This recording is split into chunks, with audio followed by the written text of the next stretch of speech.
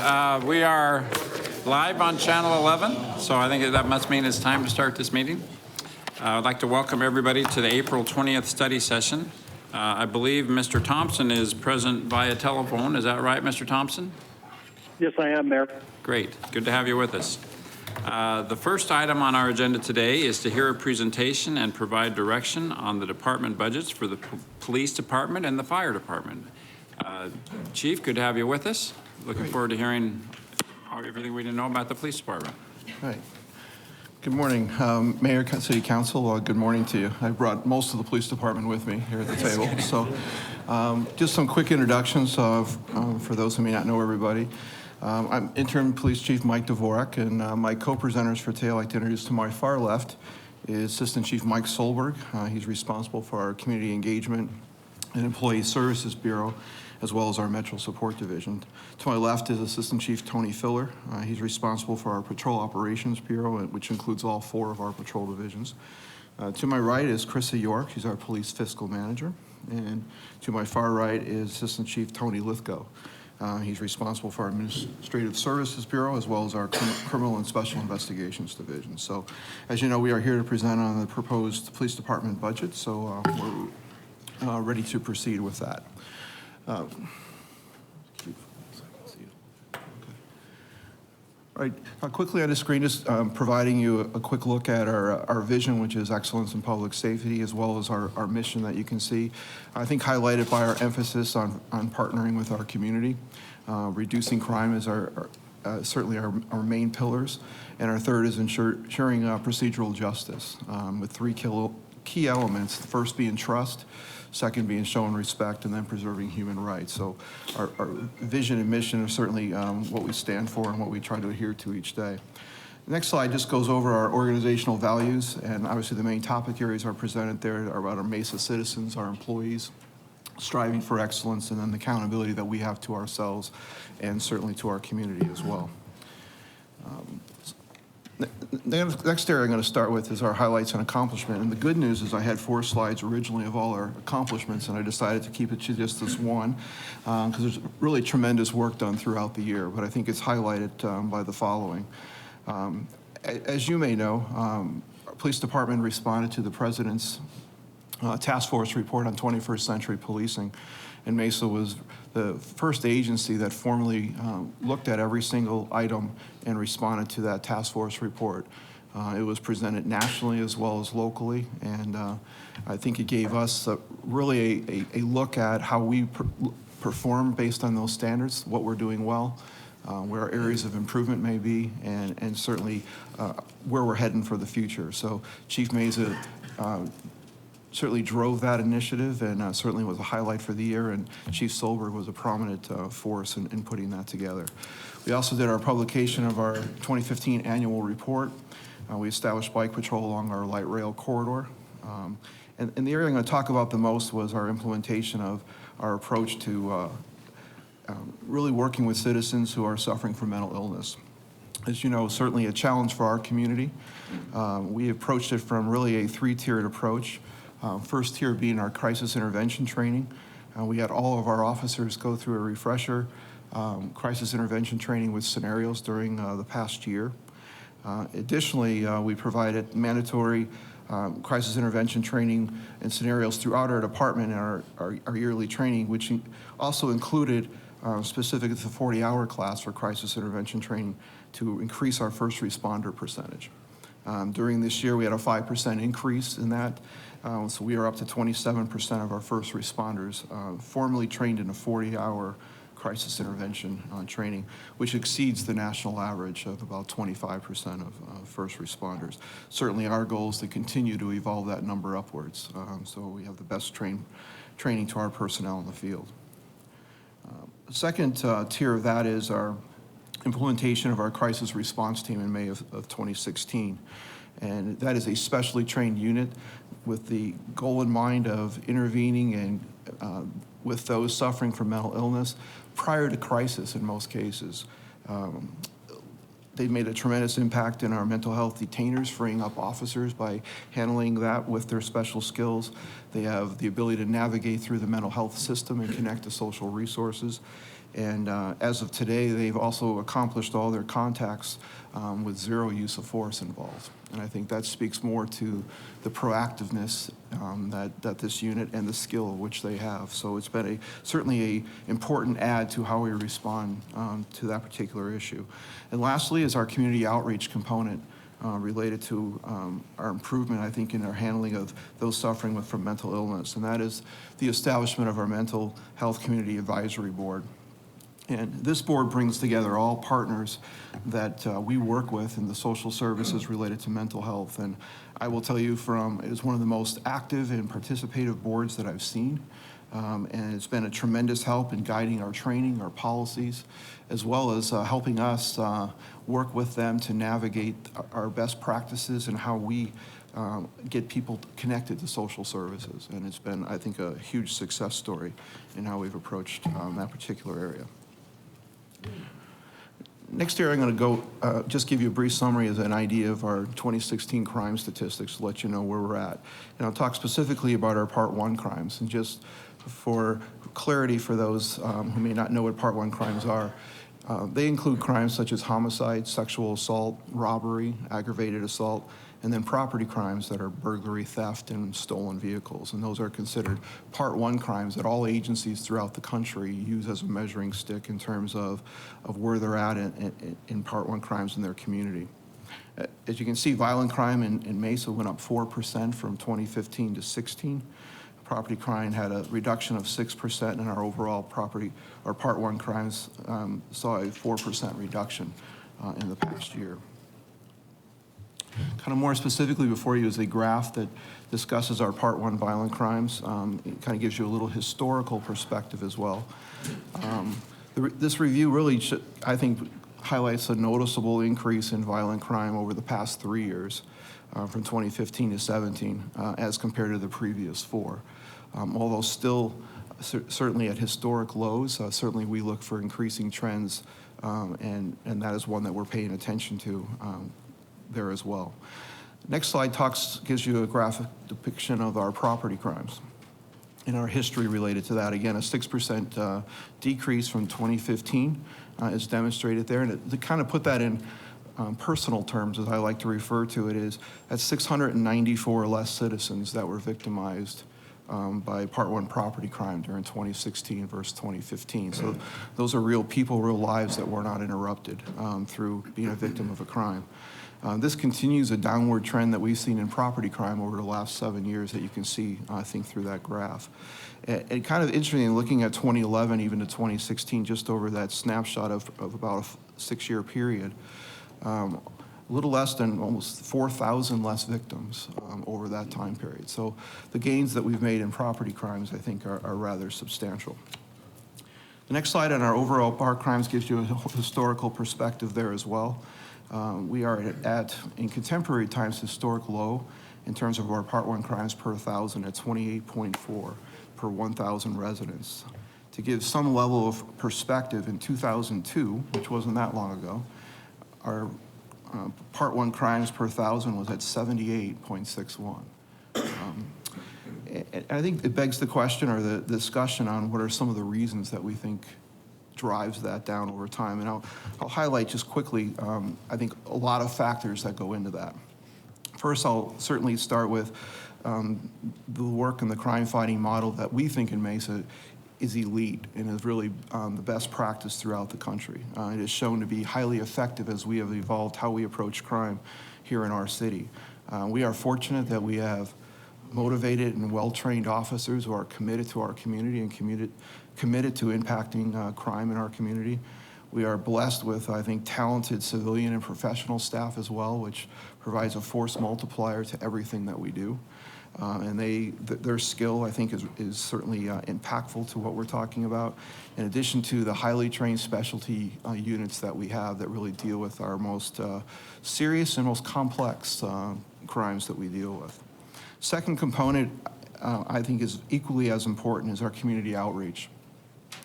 We have trust in our community through years and years of our community outreach. As we know, trust means we have communication. And with communication, we develop intelligence.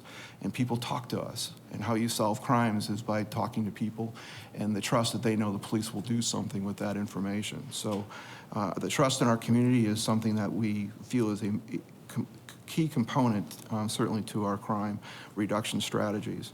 Our crime prevention officers do an amazing job with the community as well in looking at ways to prevent crime and also keep members of our community from being victimized as well. The other area I would talk about is our CompStat model, a data-driven model that has really led us to intelligence-led policing, and that is really looking at crimes and determining patterns of crimes almost immediately after they happen, as opposed to the delays that would have been seen without better data.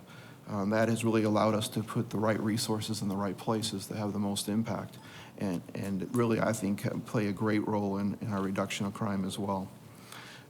Certainly some other factors that I will highlight is improved technology has allowed us to work smarter, allowed us to work more efficient.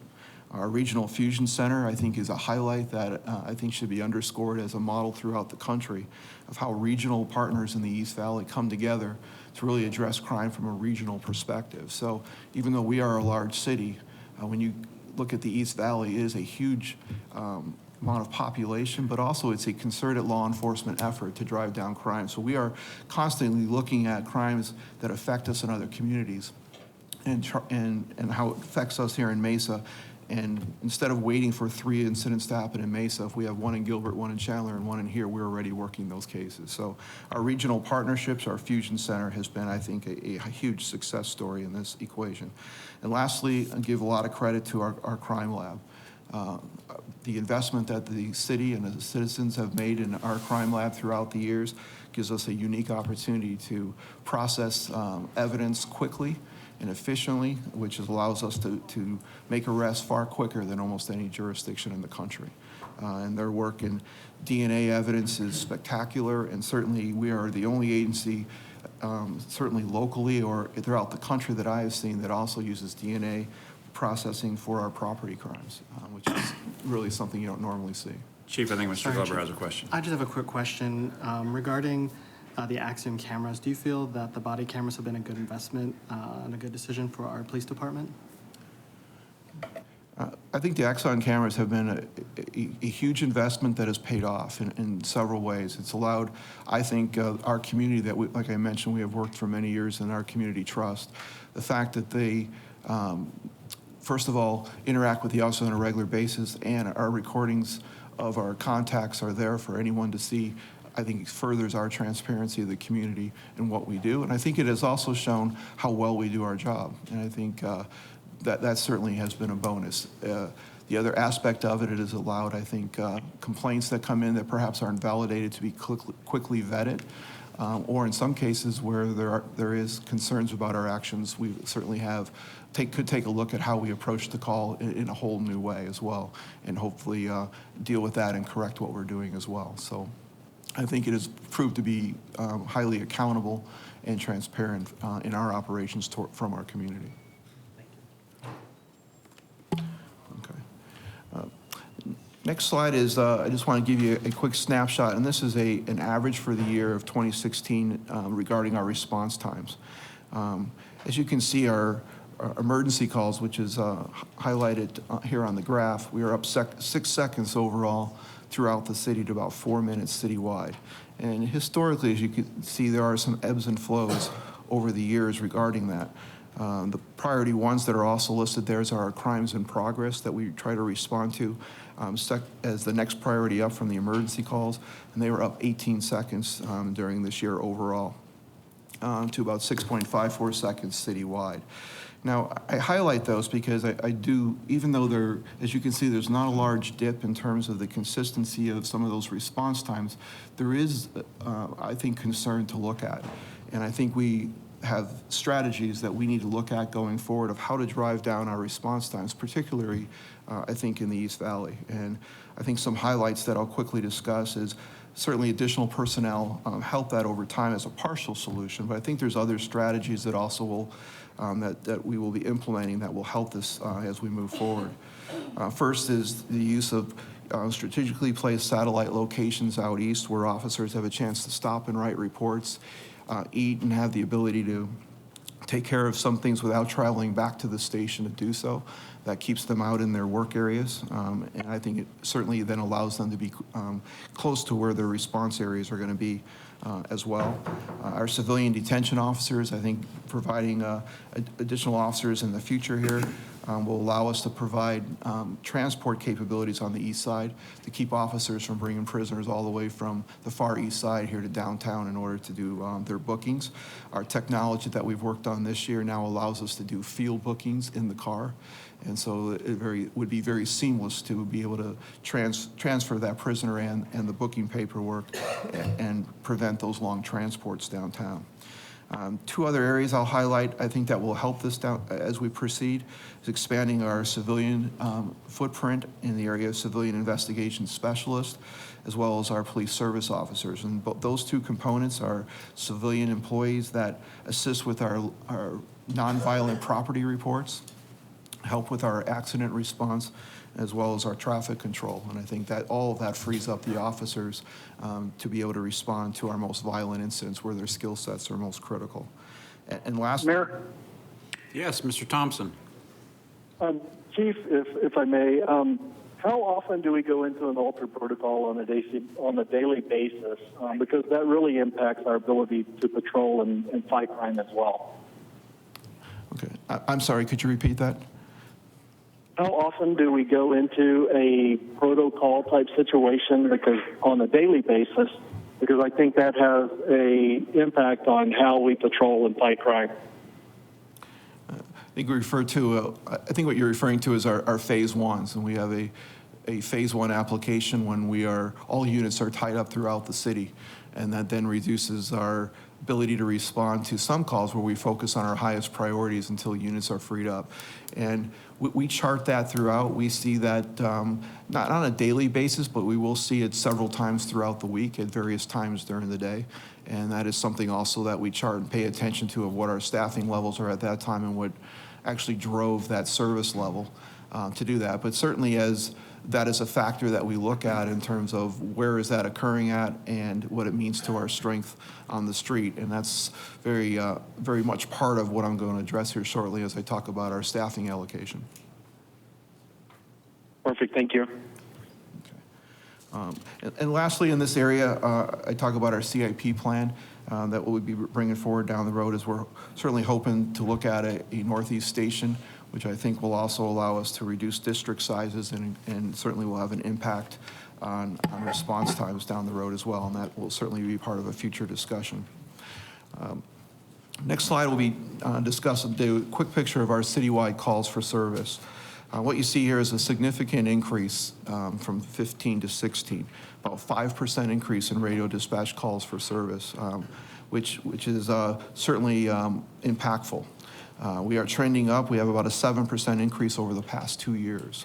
When looking at that, certainly 2016 was the highest radio signed or radio dispatch calls for service year in the past 7. So we are seeing an increase in service calls. And as you know, service calls aren't just crime calls. We do a lot of civil standby calls. We do a lot of dispute resolution and other services. So not all of them are reflected in your crime stats. They're really about what services you're providing for the community. I think one of the areas that certainly we look at, and I call the workload pie of what the officer's time is spent on.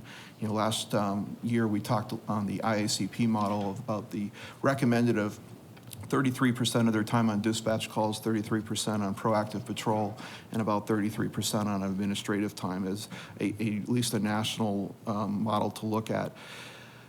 Although it varies, I think, from community to community on exactly what that ratio should be, from my estimation, certainly what we have seen this year is our dispatch calls have increased, and our time on those calls have also increased. We are up to 47% of the officers' time is on dispatch calls, and 25% on administrative. So that's certainly our challenge going forward is how to drive those two down, and I'm going to talk about that here shortly. Because what it means is what time does the officer have to do proactive patrol, and that's being at large in the community, making stops, doing community policing, detecting crime, and we're at 27% of their time, which is one of our lowest in the last 6 years. So that's certainly something I'm going to be addressing and talking about here shortly when it comes to staffing. Excuse me, Chief, on that previous slide, there's a line going downward. It's dispatch calls I get is up by 5%, but on-view calls for service is down by 19%. Overall calls for service down by 6%. What's the distinction between a dispatch call and an on-view call? Right. Great.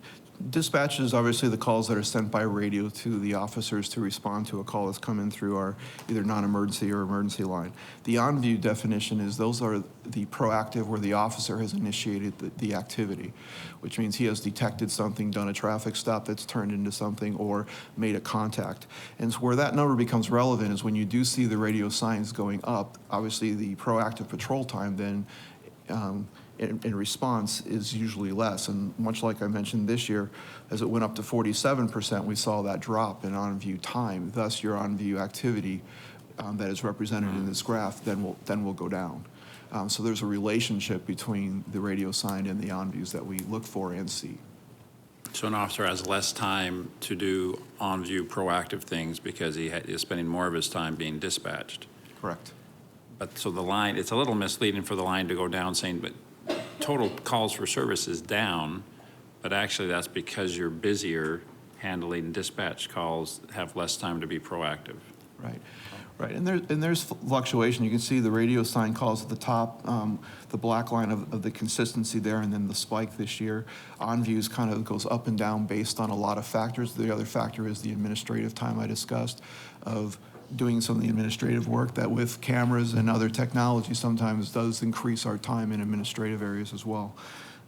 So there's kind of some back and forth relationships that we look at, but certainly with 2016, we see a trend going up in the radio sign that certainly has our attention, and that's part of what I'm going to talk about. Thank you, Mr. Winkle. On slide number 8, you have your time for response. What is the desired response time to have the best maximum outcome, or the best outcome, essentially? Because you have like a 6.54 right now, or a 4 minute, Otherwise, what's the desired response time that you're looking to have? Desired on emergency calls is as soon as possible. Well, yeah, of course. For obviously, but your question certainly is, as you can see, we have a range of reality that occurs. And most calls, certainly on certain parts of the town, we may be there within 20 seconds. And other calls, it's longer depending on where it's at and where the available units are at. So the average gives you an overall sense of 4 minutes. We certainly want to continue to drive that down. I mean, historically, certainly in the e-calls, we would like to be down in the 3-minute range or less. But historically, we're sub 4. Is that generally a better time for response because you have more people in the field already, or what's the cause of it being either less or more? Well, it has to do with many factors. One is the size of the areas, obviously how far you're responding from, so where the officers are located. If they're tied up is the primary factor in that. If they're already on a call handling it, then units are coming from different parts of that district to respond to a call because they're already tied up on something else, so their response time is then obviously longer because they're coming from a location that's further away. So it has a lot to do with that availability. That's why I tie it a lot back to that proactive patrol. If your proactive patrol is in that range of that 33% and more, they're at large looking for work, which allows them, as something emergency comes in, they can break off that typically easier than they can another radio sign call and go to that. And I think that also impacts our ability to drive down that response time. All right, thank you. Mayor? Yes, Mr. Thompson. Chief, I know you're probably expecting this at some point in time, but I requested the response times per precinct. And district, the Superstition precinct hasn't been under 5 minutes since probably, mid to late 2012, while the rest of the city continues to fall pretty much under 4 minutes across the board. And when you talk about CommStat, and I know it's number driven, and so maybe your number of e-calls in districts 5 and 6 aren't the same as the number of e-calls throughout the other part of the city. But it's hard for me to explain to citizens in districts at least in my district, why it's taking a police officer 5 minutes to get to their e-call versus, 3.5 minutes to get to an e-call in Fiesta or one of the other districts. So how do we fix that problem? Well, I think, earlier I talked about, I think, some various strategies that will assist that on the east side, and I think that's certainly, some of those are in implementation now and certainly are for future as well. And that's why I think I highlighted the impact on the east side. Some of it is also the dynamics. Obviously, there's limited resources. We look at certainly the workloads that go in all areas to ensure that we can respond to the service requests. Some of the physical dynamics of places are different. There's some subdivisions, I know I live in one, that when you enter, it may take you 4 minutes from the time you enter the complex to get to your residence, where perhaps that physical dynamic is different, certainly on the west side compared to the east side in some areas. So there's a lot of moving parts to that. I think what we certainly concur with is that we're not satisfied with the response times that we see across the board, and certainly the strategies I discussed earlier moving forward, I think is specific to address how we drive that down on the east side as we continue to, one, grow and also have further density and infill over time. Well, it just appears to me that if I'm looking across the board, if you're doing an average response time and you want to get under 4 minutes, then obviously your focus should be in districts 5 and 6 out of superstition, because if you drive that 5-minute number down, you're obviously going to drive it down across the board, because that's a phenomenally high response time for emergency calls.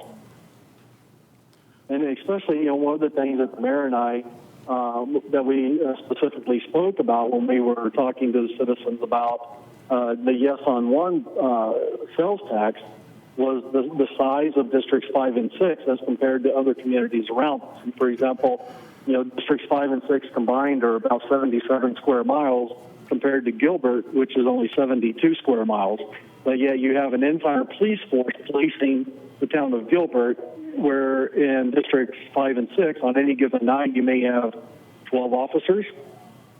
And to me, that's a little unacceptable for our citizens, and to explain to our citizens why they only have 9 to 12 officers patrolling or responding to their calls for emergencies on a nightly basis. No, I understand, and I think it's a complex answer to do that. I think the strategies I discussed, the future address them. I think put in a Northeast station certainly is an important part. It then will change the jurisdictional boundaries for the divisions, making shorter responses from stations out to the various areas of responsibility and beats.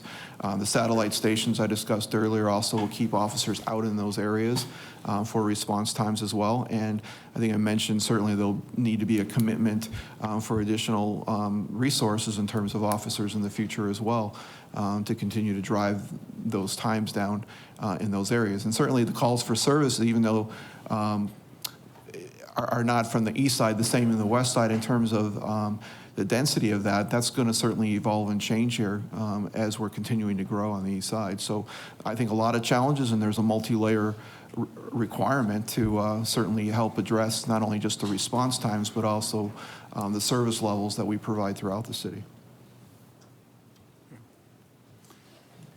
Thank you. Mr. Whitaker. In regards to Kevin's question, do you guys look at the number of police officers per 1,000 crimes or something that are committed when you're trying to determine levels? I'm assuming that the crime rate is a lot lower on that side of town, so the reason for less police officers is because of less necessity for police officers to some extent, I would assume. Is that correct? That is correct. I mean, part of our structure is set up where what is the calls for service that drive the service levels that you need officers for. So those are, when you look at how we parcel up the city in terms of those beats and responsibilities, it's driven by those calls for service and those service requests. And then we put the officers in those areas where we have the highest volume, but we do cover the entire city, of course, but there's a larger volume of officers in certain portions of the city where we have the crime rates or the service levels that require it. So it's part of using those limited resources the best you can by that data. Yeah, and then the other part of that is the number of police officers per capita. I'm assuming, like, is that ratio the same, or like what does that look like in comparison to the rest of the city versus down in District 6, I think is what Kevin's referring to? Right. Each district is, as they do their boundaries each year, they look at the calls for service, what the beats are, and then they allocate the officers that are allocated to patrol to those divisions based on those statistics. So each district does not have exactly the same number of officers. However, they have similar amenities based on that those criteria that they use. So it is very strategically done. It's done through data-driven, and it's done through reality of what we see in the field as well. And certainly what I'm coming up to here in the future slides, we'll talk about, I think, some of the staffing challenges that need to be addressed to provide more of those pool of officers to spread out throughout the city. Great, thank you. Mr. Winkle? I have kind of a similar question. Is there like a national best practice, like officer in the field per capita of people that is normally used, or because I know in your future slides you have some of this coming up, but I know there's numbers in the past that have been larger where we've had lower response times based upon that. So is there like a best practice number, or? I think generally what you'll see is they use a 2.0 officers per 1,000 residents that you'll see throughout the country. I think what's always different is when you compare nationally is different dynamics of cities. You know, certainly when you have high density areas and more of a vertical city, you have different dynamics of policing than when you're spread out. So that is used as the general national gauge of what you look at, and then there's variances of that, you know, throughout the country based on how that city demographics or the city geography is, if you will, is probably a better term. What are we at now? I mean, this is just, I guess the question is to find out where we're at on that level. I believe I don't have that with me at the moment. I think we're probably about 1.93, somewhere in that range. I don't know if you have. It's right at 1.67. Okay. Per 1,000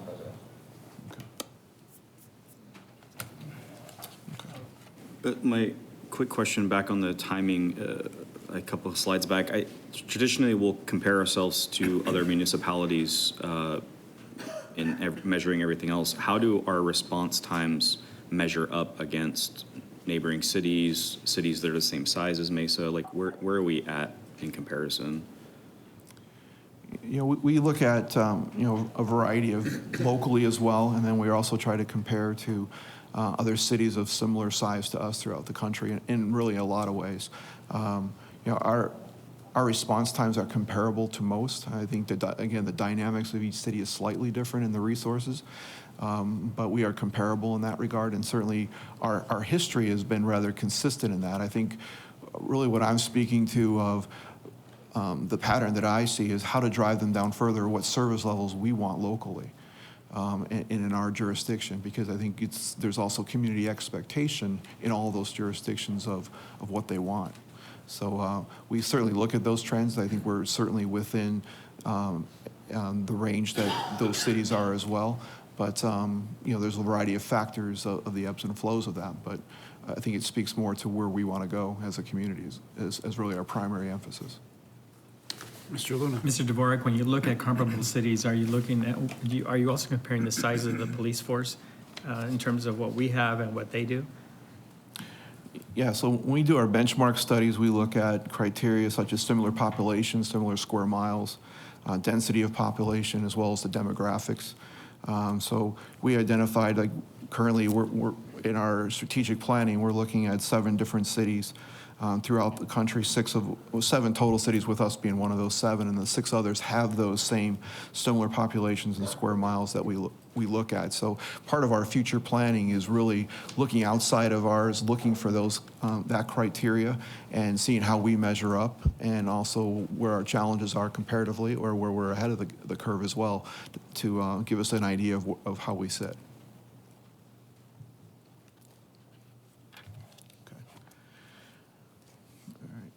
And Mayor, if I can, one follow-up. So I guess, Chief, I struggle a little bit, and this goes back to my original question, but I still struggle a little bit trying to tell my next door neighbor that their call for help to the Mesa Police Department is less important than the call for help from somebody on the west side of our city. So, and that's what the times tell me where the importance is. The importance is focused on the west side of the city and not necessarily the east side. And I know it's a numbers driven, but again, it's a realistic view looking at, the emergency calls and calls for service. If you're trying to, if you're wanting to be 4 minutes across the board, then we need to figure out how to be 4 minutes across the board. And over the last 4 to 5 years, it hasn't been below 5 minutes in districts 5 and 6, and that's a concern. And it's been a concern since I came on council, and it's something that I continue to ask: is how do we fix the problem? Understand. I'll kind of add to this. I would say certainly calls for service are no less important anywhere in the city. I understand the relationship to the response times. I think the strategies I discussed and where our discussions are going to be bringing here back to council is certainly what that will mean in terms of officers to accomplish that, and how they would be deployed, and then what is entailed in making that happen, certainly for council consideration of what that investment may require. And certainly that's something we are working on and we'll be bringing forward at your request, certainly, and we'll proactively do so you have a chance to evaluate what that means. Thank you. Okay. The next slides I'll go on to is, there's about 6 slides that I'll try to work through and hopefully, I think, answer a lot of questions on how we staff overall, just for background knowledge, kind of leading into some of the things that we're doing currently. So if you can bear with me as I go through these slides. I'll start with our current staffing considerations. And certainly, as mentioned, we are concerned with the increase in dispatch calls for service that are placing demands on the officers in the field. Although the response times slightly vary from year to year, we have a desire to decrease the citywide response times, particularly in the eastern portion of our city, which we've been discussing. We recognize that the resource requirements and personnel needed for complex and volatile incidents are also impactful to the availability of officers. And what that means is that there's increased times on calls when there's tactical reassessments being done. When violent events with violent crime increasing, they require more time and more officers on violent offenses than property crimes do. So certainly that has an impact that we pay attention to and how we deploy our resources to those particular calls.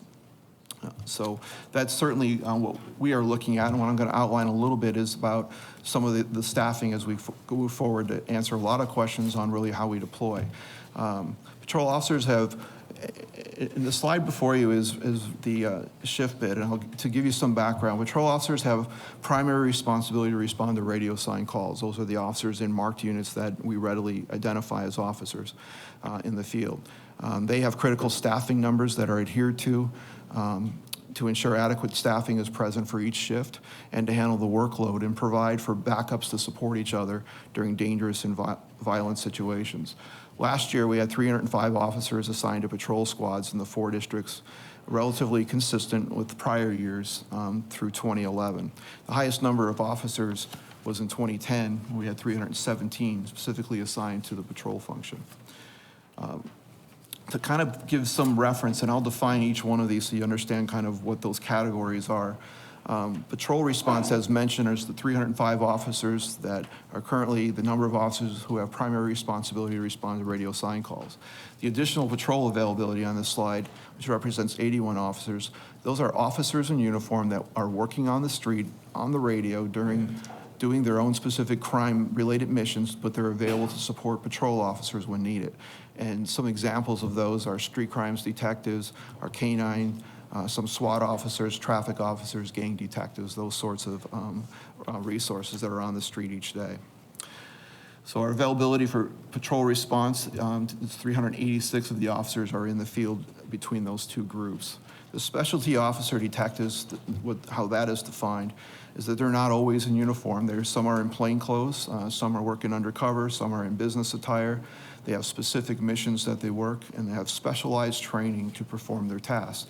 And some examples, just for your reference, would be school resource officers fall in this category, hiring detectives, training officers, our district detectives that handle our criminal investigations at the district level, our centralized detectives associated like homicide and special victims, human trafficking, organized crime, and then some of our task forces as well. And there are others, but those are probably just some of the more prominent ones that you might recognize. And then- Chief, the school resource officers, are they paid by the city of Mesa or are they paid by the school district? Or is there used to be a grant, a state grant that funded those positions? Where are we with that? Okay, I'll let Chief Solberg talk on that. Mayor, Councilman Luna. We have 14 full-time SROs. 10 of those 14 are fully funded, or 10 months of the salaries for those 10 officers are funded by the Safe Schools program. So 10 of our 14 are funded 10 months out of the year by the state funds. We just are in the process of renewing. We submitted our applications for renewal. They go every 3 years. We're waiting for the state to respond. We should get that information back in mid-May. And these patrol officers, they're stationed at the schools, and are they also, they're at the high schools, are they also at the junior highs as well? Yeah, so we have full-time officers at every high school, and then at every junior high, it's either full-time or it's part-time. So with all Mesa schools, there's either someone there for 10 hours or at least 5 each day. Mesa Public Schools supplements what's not grant and funded with off-duty SRO officers, so they pay through the school budget to have officers there every day. Now, that's going to vary depending on the schedules. Like I said, usually it's 4 to 5 hours on a non-full-time day. So 4 days out of the week, they're full-time. That 5th day is usually a part-time day where they're there for 5 hours. And then Gilbert schools, we just have 2 full-time officers that we fully fund to cover 2 junior highs and a high school that are within Mesa boundaries. And they have reapplied for grants as well for the next 3 years. So Gilbert's reapplied, but currently we're not receiving any state funding for the. For Gilbert schools? in No. Gilbert. Okay. Out of our schools, we received 10 grant-funded positions. We had applied for 15 3 years ago. This year, we applied for 15. We're hoping to get that. We usually don't get all of them. There's that money keeps getting dwindled down from the state, but we're optimistic that we'll get quite a few, but we usually don't get all of them. Thank you. Okay, and lastly, obviously, the supervisor category is the sergeants, lieutenants, commanders, and chiefs that are part of the department. So moving on, the next slide discusses really where I'm at with the staffing adjustments, and from the executive staff, what we have looked at. Independent of this budget process and based on our evaluation of many factors, including the issues that we've already presented, we believe increased staffing was needed in patrol to meet the service demand. So on March 29th, I made the announcement that I will be redeploying 25 officers to patrol. This extra staffing will be effective on May 15th, when our current class in the field training program completes their training and begins solo officer status. Additionally, I am redeploying 4 officers to establish a permanent bike squad to work the light rail corridor and special events. They are represented in that category of the additional patrol availability, are not in the patrol staffing number, just for clarity. For a short time, we'll actually have some additional staffing, as was mentioned in a previous session, that over our budgeted staffing allocation when this class hits the street in May. So that will give some additional resources as well as in November. This will allow us time during this fiscal year to move into a new staffing structure through attrition through this, in order to accommodate this staffing reallocation. Lastly, because of the current budget gap, it is necessary for the police department to reduce overall staffing. So we're showing 8 supervisor positions and 13 officers through position civilianization as well as position reductions. Mr. Winkle, excuse me, Chief. When you have a new officer come into the field, how long does it take that person from graduating the academy essentially to be solo? Okay. From the time they're hired and enter the academy, it's about a 10-month process total. It's about 5 months or so in the academy, and then about another 5 months, 4.5 months in field training program. So we count on almost a 10-month process to get them from the time of starting the academy to the time they're solo. Okay. So any future officers, we're thinking it's almost a year out, essentially. Correct. Okay. Thank you. Next slide. Patrol staffing really demonstrates what this will look like once the budget implications as well as this reallocation occurs and what fiscal year 17-18 looks like compared to today. Patrol, the staffing of officers will increase in patrol from 305 to 330. And then patrol availability shows the increase of the 4 bike officers as well. And then the reduction will occur over time in the specialty officer detective area and then potentially also in some supervisors as well. And because of the civilianization, 15 of the sworn positions and the elimination of the 6 sworn, that our sworn staff will be reduced by 21 positions to 751 that you see highlighted there. What this will change for patrol response, just as a context, is we'll have 68% of our patrol officers in patrol, or at least available for patrol response. Where they come from, the staffing adjustments that we talked about will eventually come from other areas of the police department other than patrol response area, which will remain at the 330. These include restructuring of staff and additional patrol availability, the officer detectives, as well as the supervisors. Chief? So it looks like by that last slide that over time trending, you'll have the same amount of chiefs, kind of more patrol officers, but less supervisors and lieutenants. Is that kind of how this will work? Right. The impact that you'll see will be a reduction really across the board. You'll see some reductions of reallocation in the officer detective area, and then resultantly there'll be supervisors as well, positions that will be impacted as time goes on as well. So all those areas will have some level of impact. Thank you. Chief, I have a question going back to the other slide. The total sworn staff is 751, at least for this next fiscal year, and then 144 for supervisors. With that ratio, it's about every 1 in 5 is a supervisor. Is that normal for a police department of our size? It is normal, I think, but the supervisor area 144, like I mentioned, will be decreasing because when you're losing positions or reallocating officer positions, there'll be adjustments in the supervisor range. So that number will be slightly impacted, so will the specialty officer detectives. So, but yes, that is a ratio. Because you have layers of supervisors, we have about a 1-to-8 ratio from, like, say, a sergeant to an officer to a squad.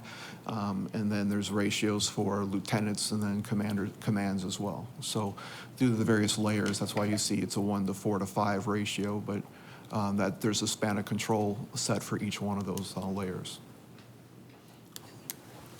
Mr. Luna? Just really quick on the specialty officers, detectives, I noticed there's a disparity in the numbers, so are these going to be civilian positions then? Is that what you're planning to do for the next year? That's the reduction that you see Yeah. in the specialty officer detectives is through the reallocation of officers to patrol will come from those areas, as well as some of the reductions due to that civilianization. Mr. Whitaker? I completely forgot what my question was, sorry. I have a question, Chief. And this is all great. So what we're seeing here is a total reduction in staffing, but an increase in patrol staffing and a civilianization is the word that I keep trying to remind myself how to pronounce. So these are all positive trends. So thank you. I think you've been very responsive to to the reality that we're confronted with the staffing levels that we have to make work. Additional patrol availability, to me, that we're essentially saying that these 81 or next year 85 folks, that in addition to your regular job, we want you to listen to the radio. And if you're in a position to respond, you need to do that. And so that sounds like a great idea, but is that going to work? Are people going to, be able to just take their regular job and immediately drop it and be more sensitive to listening to the radio when previously they haven't had to do that? Right. Well, under the patrol availability, they do that now. So those units that I described are just like your gang units in traffic. They're out doing their mission of traffic enforcement or working gang cases, whatever the case may be. However, if something comes out on the radio of consequence, they break off what they're doing and they will back up or go to those calls as well. So they're actually in tune to what's going on in the field, even though they're doing their separate missions. And then at times where they need to, or if they're close by, they will also involve themselves in patrol calls as well, certainly the higher profiles. in that respect, if there's a complex investigation, say like a DUI, motor will come take it, freeing up that officer. If there's a gang incident, about whatever that may be, the gang detectives will come take that off them and allow the officers to go back to their job. So that is the model we use now, and it works pretty effectively with those units out and about. So this is really not a change in the way we've been conducting business prior? At least not in those areas. Okay. Yes, they'll have similar. Thank you. Thank you, Mr. Whitaker. So in our prior conversations, I think we're all aware that the sworn staff almost costs about 100% more with the burden rate for the pension system and other overhead. Is that correct? So in regards to that, what your civilian staff versus your sworn staff, I guess my first question is, what defines the necessity to have sworn versus non-sworn? And then at what level of sworn staff would you say, what's the minimal level where you say this is a problem, this is going to be a huge issue for us because we've dropped below the amount of sworn staff that we actually need to function as a police department? Let's see if I can hit each one of the questions there. First of all, sworn officers have certification to do certain roles that civilians cannot. And in terms they are sworn to, they can enforce certain laws. They also have specific training requirements that allow them to carry certain weapons or tools with them as well. And so their function is most critical to their skill set is being on the most violent events or incidents that could be violent. And that's kind of, for the most part, the type of incidents they can be on. Historically, we have been very proactive as a city and as an agency in that balance between civilian professional staff and officers. Our ratio, currently is about 65% sworn, 35% civilian. One of the highest ratios in the country. So we have been doing it for many years. The highest ratio of sworn or non-sworn? Ratio of sworn to civilian, the ratio between how you're made up of 65% sworn, 35% civilian professional staff. That ratio of sworn and civilian that makes up your department is one of the highest sworn or civilian components that you see in the country. So that model we have used in the past pretty, I think, robustly. And what we're looking to do, and what I'm talking about certainly in our discussion, is how do we continue to increase our civilian professional staff to allow us to redeploy the officers to the types of skill required events that they need to be on. And that is certainly with the direction and a lot of what I'm laying out that we need to go. Still means we need the officers, still means we need those skills because they have to be on calls that certainly can result in violence and such that may occur or need those kinds of authority. However, we're looking for opportunities of how to use civilian to supplement that. So in regards to that, it looks like we lost 21 sworn staff, or we're getting ready to in FY 17-18, and we've increased our civilian staff by 9. What levels do you see? Again, going back to my last question, was the amount of total sworns, when that decreases, what's that minimum level that you believe it's going to be a major problem? Well, one, I think our sworn staffing that we have is crucial, and I think to give you a specific number, we need more officers. We need more officers to be reallocated to the field, which is what we're doing in this exercise in terms of trying to use our resources the most wisely that we can. However, we will have a staffing model going forward here for the 5 years that we'll bring to council to say, as we increase our growth, our population, and our service levels, this is the ratio of officers to civilian staff that we will need, as well as the specifics of the sworn officers that we need to accomplish that. So that number is, certainly one that we want to make sure is known. We need the officers to do the role. This is why the redeploying of the officers to the field, I think, is important now, because we need that presence in the field, speaking to the value of them being there. But the supplemental ability of the civilianization, I think, gives us a force multiplier in terms of efficiency. Mayor, Council, just let me step in real quick. With a lot of these questions, I think the chief has a slide to talk about. I think I'll just jump ahead. One of the things that we're asking questions about, what is the future staffing levels of the department, is a very important question that, one, necessitates us deciding what is our model in the police department going forward. And as you can see, even here, the model, or at least previous attempts to come up with a number, were probably based on a more antiquated model of police service and how we utilize sworn officers is being talked about here. So one of the things the chief and his staff are doing is really looking at the different model of policing in the city, recognizing, as the question just was asked, what are those core competencies and really authorities that only a sworn officer can do versus the opportunity to look at other responsibilities that today we may have a sworn officer fulfilling, but frankly could be assigned to a civilian position.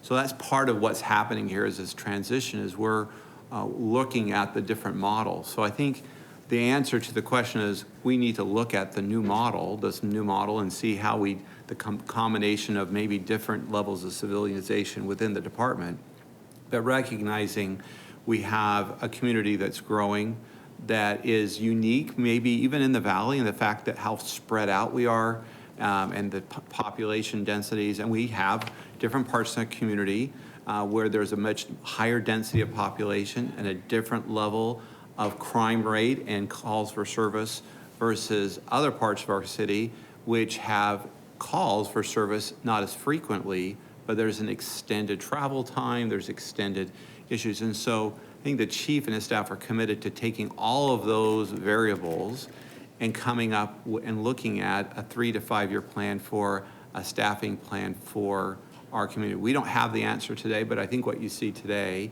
is the chief and his staff willing to take a fresh look and appreciate that there is a distinction between what can a sworn officer do that they're doing today, that maybe we can make room for more improvement as far as civilianization, but making sure that just because we're moving more officers of patrol, that doesn't mean we've reached what we ideally need. We recognize there needs to be more, but we probably need to spend some time to come up with the right model. This, I would say, is kind of the first view of that, but it's kind of taking it 1 year at a time. We really need to sit down, 3 to 5 year staffing plan and come back to the council and talk about not only just numbers, but where do you use staffing in the right places? How do you allocate staffing for crime scene analysis versus officers you need to respond to calls for service? So we need to put all that together,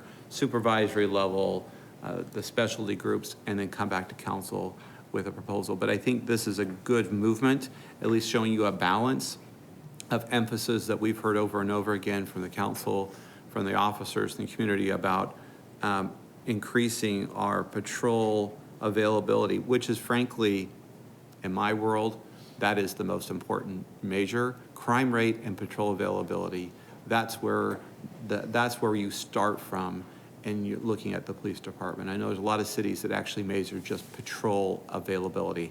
How often is an officer available to respond when they're not tied up on a scene or doing reporting? So we're improving by 29 positions in 1 year, the increase of officers who are available for response in this proposal. That's a big number. So anyway, I think that she's going to get to this idea that we do want to come back to council with a longer term staffing plan. In regards to that, sorry. Do you want to finish your thought? Sure. The question that I have is, we keep hearing the need for additional patrol response. From our perspective, what are the KPIs that we're measuring that dictate more patrol response so that we're paying attention to those numbers? What would you say are the top 3 key performance indicators that we need to be keeping track of that indicate that we need more patrol officers? I think many of them we have discussed. We certainly look at the crime rates, we look at the response times of the officer, the workloads that they see, and that ratio between those 3 key areas of their components of time. And one, do we see the fluctuations? Are they meeting with the metrics that we have in terms of what we would like to get to, and how do we adjust them to get to those metrics? Our CompStat process also goes through all crimes and the performances of each of the divisions of what they do and how they use their time and how they're doing in terms of their strategies related to crime and staffing. So we look at all of that as we go through, and those are really the key metrics that we look at. So to clarify then, the three things that we should be paying attention to are response times, the crime statistics in your previous slides, and the ratio of time that officers spend patrolling versus. Patrol availability or whatever. Right. We call it the proactive patrol, where they're available to patrol, and that ratio between those three time frames, if you will, the dispatch time to patrol times to admin time. Great, thank you. I hope folks on staff are noting that, because one of the things we've talked about is going forward for a council dashboard, what are the important metrics that we want to measure, and certainly some measurements related to the police department's activities I think would be important. Those are the ones we're going to come back with. Mr. Whitaker. Winkle. I'm sorry, Winkle. Just a comment, and maybe you can comment on it. And to Mr. Brady's point is that my concern is over time, we seem to be having less sworn officers as our population goes up. And you've said we've pulled more building permits this year than Phoenix. So to me, it just seems like I'm concerned that it takes a long lead time to get officers on the street. So if we're not planning for this now, what are we going to do when we don't have enough officers? I don't know. I don't know if that's a comment or. So you're saying maybe we should have had something on the ballot to increase the sales tax? Yeah. Maybe. And Chief, one of the things I think that's really important is that you do a qualitative analysis from your police that are on the streets. It's essential that you get their input in terms of staffing requirements, because I hear from them that there are staffing shortages. They have to work overtime, and they're stretched to the limit. And as you move forward, I think it's essential that you take those in consideration as you triangulate your information and come up with KPIs, if you will. I think you're 100% correct. Certainly the modifications that I announced have everything to do with the evaluation we do on many levels, including the input from the officers on the street. You know, I've hit 26 briefings over the last 2 months, talking to individual squads and getting that firsthand perspective from theirs as well as supervisors. So that cross-section of input has really driven certainly why, really what this is speaking to is the department's huge commitment to the patrol function and the need to provide those resources to give them that help and look at everything we've talked about. And that has come from that kind of comprehensive look, and I agree it's how valuable that is. Right. This slide is just a visual depiction of where the patrol officer shift bid staffing is. As you can see, with 330 going into play in patrol, that'll be at the highest level that we've had since the mid-2000s in the patrol function. Again, as I said, that's a huge commitment on our department's end, but I think also very necessary at this time. To give the budget adjustment and a summary of the impacts of our budget adjustment requirements for 17 and 18, that's listed there. First is the private jail services is listed as $1 million. Certainly from the conversation that we had several weeks ago on the presentation of that, the expected impact could be $2 million. However, the implementation time frame for the private jail services is unknown. So one half the anticipated saving has been included as part of the budget reductions just to be conservative. We anticipate that is moving forward and will become before you here shortly and for further conversation as well. The elimination of the 6 civilian vacancies is articulated there. The 6 sworn vacancies, the one I will talk about, one of those positions, the sworn elimination is an assistant chief position. Hopefully not mine, but that is one of the, at the highest level, I think is necessary for efficiency there as well. And then the civilianization is the 15 sworn positions being converted to civilian positions, and that savings is articulated there as well, with an overall budget reduction of $3.5 million. Mr. Winkle. When we look at some of these things, are we being innovative, like on cite and release things, and maybe video court instead of transporting? I mean, are we looking at that kind of stuff too? Definitely. The efficiencies I meet with the court on a regular basis, certainly their release of who's incarcerated, the use of ankle bracelets, the terms of release are something that the courts do. But certainly, from our end, we look at every efficiency possible, and certainly video arrangements is something we certainly encourage with even MCSO, allowing us to not do a lot of the transports, and that certainly is ongoing efficiencies that we want to drive, because we want to limit our, not only just exposure in time, but also there's certainly risk involved with doing transports as well. So if we can limit those, it saves on multiple fronts. Okay. Last slide in this area is a future outlook. As I mentioned earlier about the ISCP standards, but to give you a depiction, by 2021, the City of Mesa's population is expected to increase by 10% from where we are today.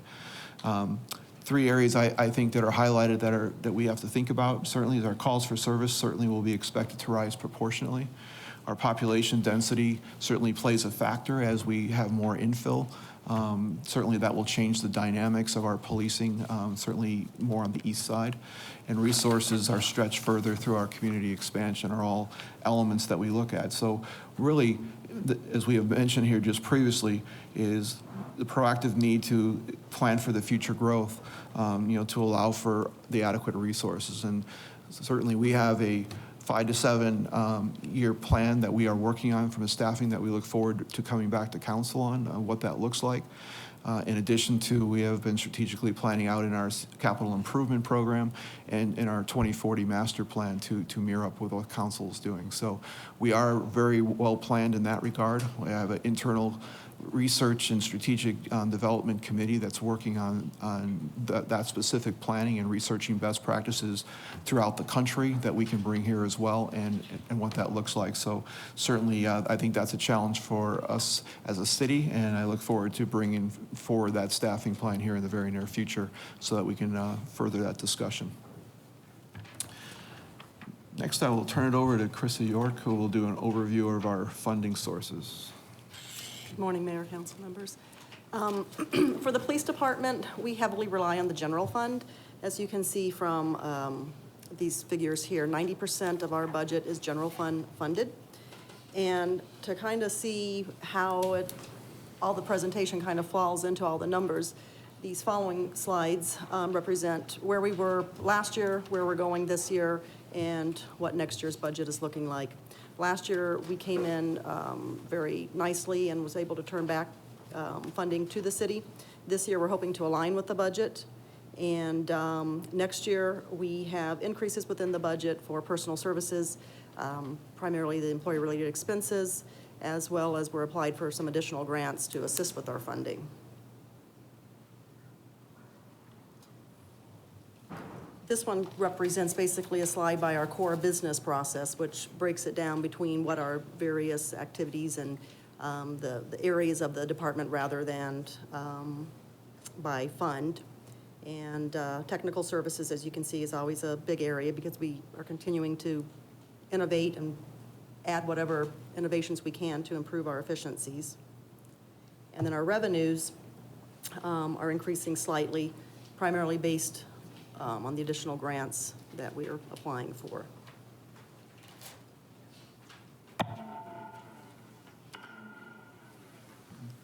With that, I'll open up any other questions you may have.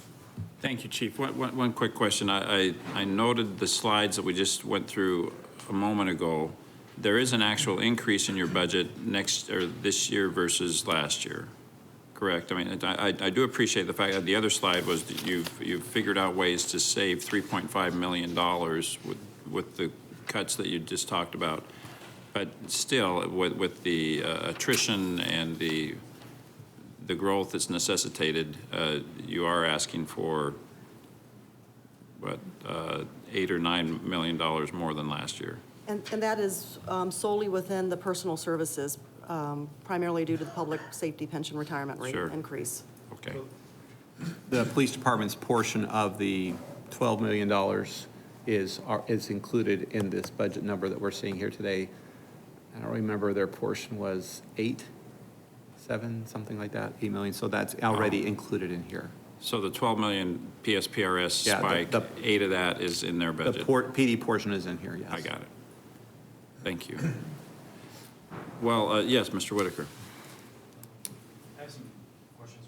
Sorry, I have some questions regarding staffing, and I hate to keep going back to this issue. So I sat down, met with a group of police officers, brainstorming ideas in regards to what they felt where they could actually save some time. And I was wondering if I could just address a couple of these to you guys and see what your response is. So the first thing that it indicated is not responding to non-injury traffic situations which aren't blocking any public thoroughfares.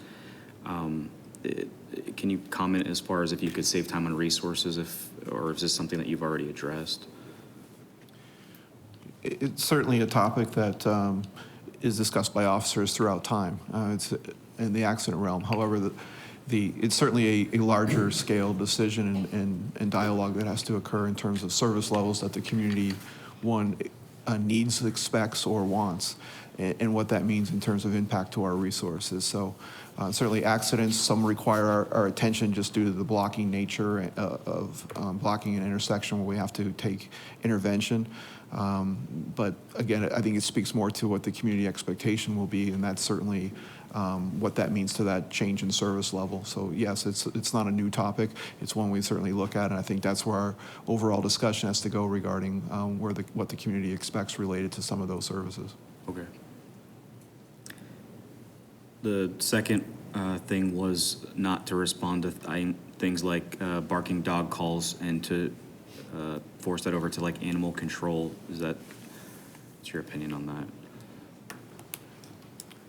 I think right now, in terms of barking dog calls and such, it depends on what time it occurs. I mean, when Humane is on, the city services do handle that during the day. There's times, obviously, we work 24/7, so if there's issues at night, we will respond to those. Those are a nuisance or a noise complaint by a citizen, thus it does require our response to some of those.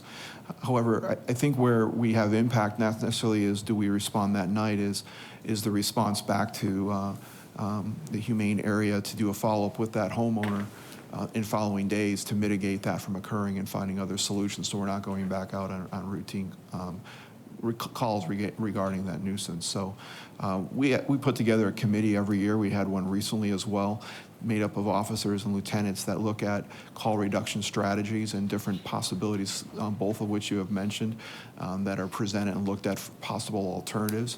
And I think some of the alternatives we look at is how can we provide the service, but maybe it's not our service we're providing, but there's other services that are available that could perhaps handle some of those that are maybe not police driven. And then so we have committees that look at that for those potential improvements and how we can change our approaches, if any. And again, some of them do come down to that community expectation, and some comes down to how we use other resources and connect them up to the officers so they're aware of what else they can use to hopefully speed up the process at the same time. Great. Thank you guys for your time today, and you guys are a vital part of the city, so we appreciate your service. Thank you. Mr. Winkle. I just have, I guess, one last comment. I work in Phoenix, and basically I've worked with the police out there, and they're just taxed, like they're taxed overtime. So one of the things about our police department is that I don't hear the complaints about our police department like I hear about the police department in Phoenix from people, and the reason is because we have a great level of service, and I think that we definitely have to prioritize public safety at some point. Even though it's getting increasingly hard because of the PSPRS stuff and everything, but that doesn't change the fact that we have a level of service of excellence, you know? So I think that's important to me anyways. And thanks a lot for being here and doing what you do. Good. If I could do a Mayor? Yes, Mr. Thompson. Just one last comment for me. Were you able to figure out what that 125% increase was? Yes, Councilmember Thompson. We've been working with the budget office within the Mesa stat formulas. Those are grants which are really for the technical services division, not the human resources. And so we're working with them to get some of the links that are pulling the data in corrected. So the number is actually going to be $77,000 in that revenue. Okay, that's great. And then my only other comment is I agree with my counterparts. I think your men and women are doing a tremendous job. To see the level of commitment that they had and the service that they did and the protective detail at both Senator Flake and Congressman Biggs' town halls, some overly rowdy groups of people, and our officers responded very professionally and did their jobs superbly. And but your men and women continue to do that on a daily basis, and I think that's why our citizens support our men and women in blue, and so thank you very much for all that you guys do. Great. Thank you for the comments, and I can just say to the council, we appreciate your support. Like I said, we have great community support, and it comes also from how council has supported the police department throughout time, and certainly these are difficult times financially and such, but certainly as we move forward in our new staffing model, and certainly we'll look for your help in making sure we have the resources to protect our city going forward. But I think it's really the foundation of it is support, but the other foundation is we have outstanding personnel that do a tremendous job in the city, and the men and women who are on the street every day, I think, have great excellence in what they do, and we're very fortunate, I think, to have that kind of strength. Mr. Luna. I also want to echo my colleague on council. You guys are an excellent police force. We want to congratulate you. Thank you for your hard work. But I also want to do a shout out to Assistant Chief Solberg. His engagement with our diverse community is, it's unique. It's wonderful. He's done a great job connecting with our minority communities, and so I want you to know that we truly appreciate what you do to our diverse communities and working with them in engagement, because they are part of this community. And without connecting with them, we would be in a lot of problems. And so I thank you for that, and hopefully we'll continue doing those kind of things. Thank you. Thank you. Mr. Freeman. Chiefs, thank you for your presentation. Having been on the other side on fire, which I think is the best side of public safety, but kudos to you. You know, our citizens of Mesa, they pay for a great public safety organization, which we provided for Mesa. Some of the things that I think that I thought of is in preparation for the future, you talked about having these surveys 3 to 5 years, maybe 3 to 7 years out. With technology moving as fast as it is forward, is there some way we can shorten that time stamp? Because I think we should be maybe a little quicker to respond to some of these issues in our community, and technology is one of the sources that we have. The other thing I didn't hear was the building blocks for both of your organizations is the hiring process. Getting qualified candidates to apply is very difficult, I think, in discussing with Chief Solberg. And then the other component is the drop in preparation for those officers leaving the organization.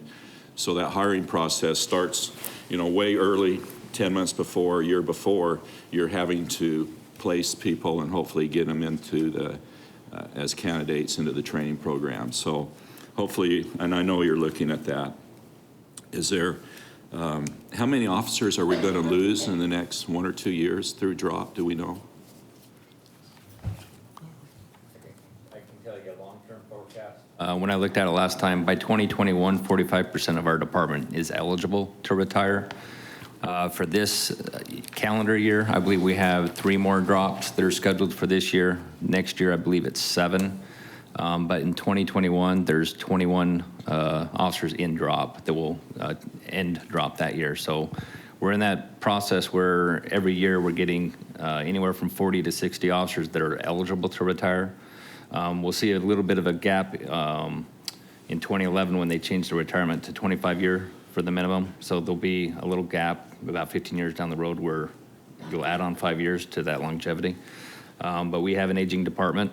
In regards to your forecast of the attrition, we have had the privilege, thanks to council and management, for pre-hiring and front-loading what we expect for our attrition. Obviously, the budget is going to change that a little bit, but we do have 31 officers in training now, and we have 32 in the academy currently. And that's in addition to what we're budgeted. And by the time they roll out, we have attrition to where they can fill up those vacancies. And our fiscal, Chrissy York, she forecasts that. She works with Candace to forecast out our average retirements as well as our known retirements through drops. So we have some known and some anticipated based on our averages. And so they forecast we update that monthly. And I'm sure you have some unforeseen retirements through medical or others. So. And a lot of our drops, you know, the majority of them don't go the full 5 years. Yeah. It's an average about 2.5, 3 years. Okay. Other couple of questions. we've been getting emails regarding the private jail systems and the anticipating of that. It'd be nice to have, and I know the offer's been made to tour the jails, which I intend to do. I think that's valuable so we can respond back to the constituents that reach out to us. There might be some type of information we can have within our groups we can send out to constituents. Yeah, and if there are any questions, we anticipate coming back to you in May for that presentation, and we're trying to get those tours scheduled. And so if you have any questions other than what we've already discussed, if you can get them to myself or any of the chiefs, and we'll try to get those answered prior to the tour and the presentations. We're coming up with a list now and comparing what county provides compared to a private facility so that we can answer those questions either prior to or at the meeting. Okay. And while you're here, I hope it's appropriate, Mr. Smith might smack me, but we had a gentleman talk about nationalization of our police departments, and just off the record, I mean, that'll never happen, I'm sure. Who wants to answer that? Yeah, it's hard to answer the question since there are police officers. Our charter requires that they are Sworn Mesa officers. So there's no, I don't know how to answer his question about, certainly when we have federal grants, there are requirements we have to follow, but on the day-to-day execution of what happens in the field, it really has any effect. So. Okay, thank you. Thank you very much. Let me just add my amens to the kudos that have been offered by my peers here. But we have a great police department. We're very proud of you. We do consider the Mesa Police Department an elite organization. I appreciate the great leadership that you bring, chiefs. I think the emphasis on mental health and recognizing the strong correlation between the mental health challenges that people are experiencing in our community and the calls for service is spot on. You do the best you can with the resources we give you. I think the problems that we've identified are our problems. They're funding problems. We need to figure out how to get you more resources. 4% increase in violent crimes, 5% increase in calls dispatch, and in spite of that, your response is to increase civilianization. I'm still struggling with that word. You're decreasing sworn officers, but we're adding 29 officers to the patrol. You're decreasing your actual budget by 3.5%. So kudos to you. What a great response. You are doing more with less, and we can't continue to expect you to do that. But so we will take on the challenge here in the years that come in figuring out how to get you more resources. But congratulations on a job well done. We appreciate. This is a great budget. We appreciate it. Thank you for your time. Appreciate it. You bet. Thank you. Hopefully we have still time for the fire department. We do, I think, don't we, Mr. Brady? You don't see a reason to. Okay, great. Chief, please come on up. I thought maybe we'd come back a different day. Thank you, guys.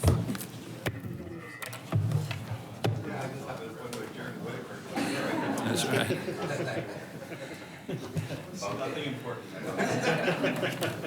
Mr. Freeman would argue that we saved the best for last. And Chief Camelli, it's good to see you. We brag about you frequently, so looking forward to your presentation. Hopefully the questions, I can answer all the questions that are going to come forward. Thank you, members of the council, for allowing us to present today. We really appreciate that. Let me introduce my team here. To my left is Chief Mike Dunn. Chief Mike Dunn manages our Tech Services Division, our dispatch area, and also our Personnel Division.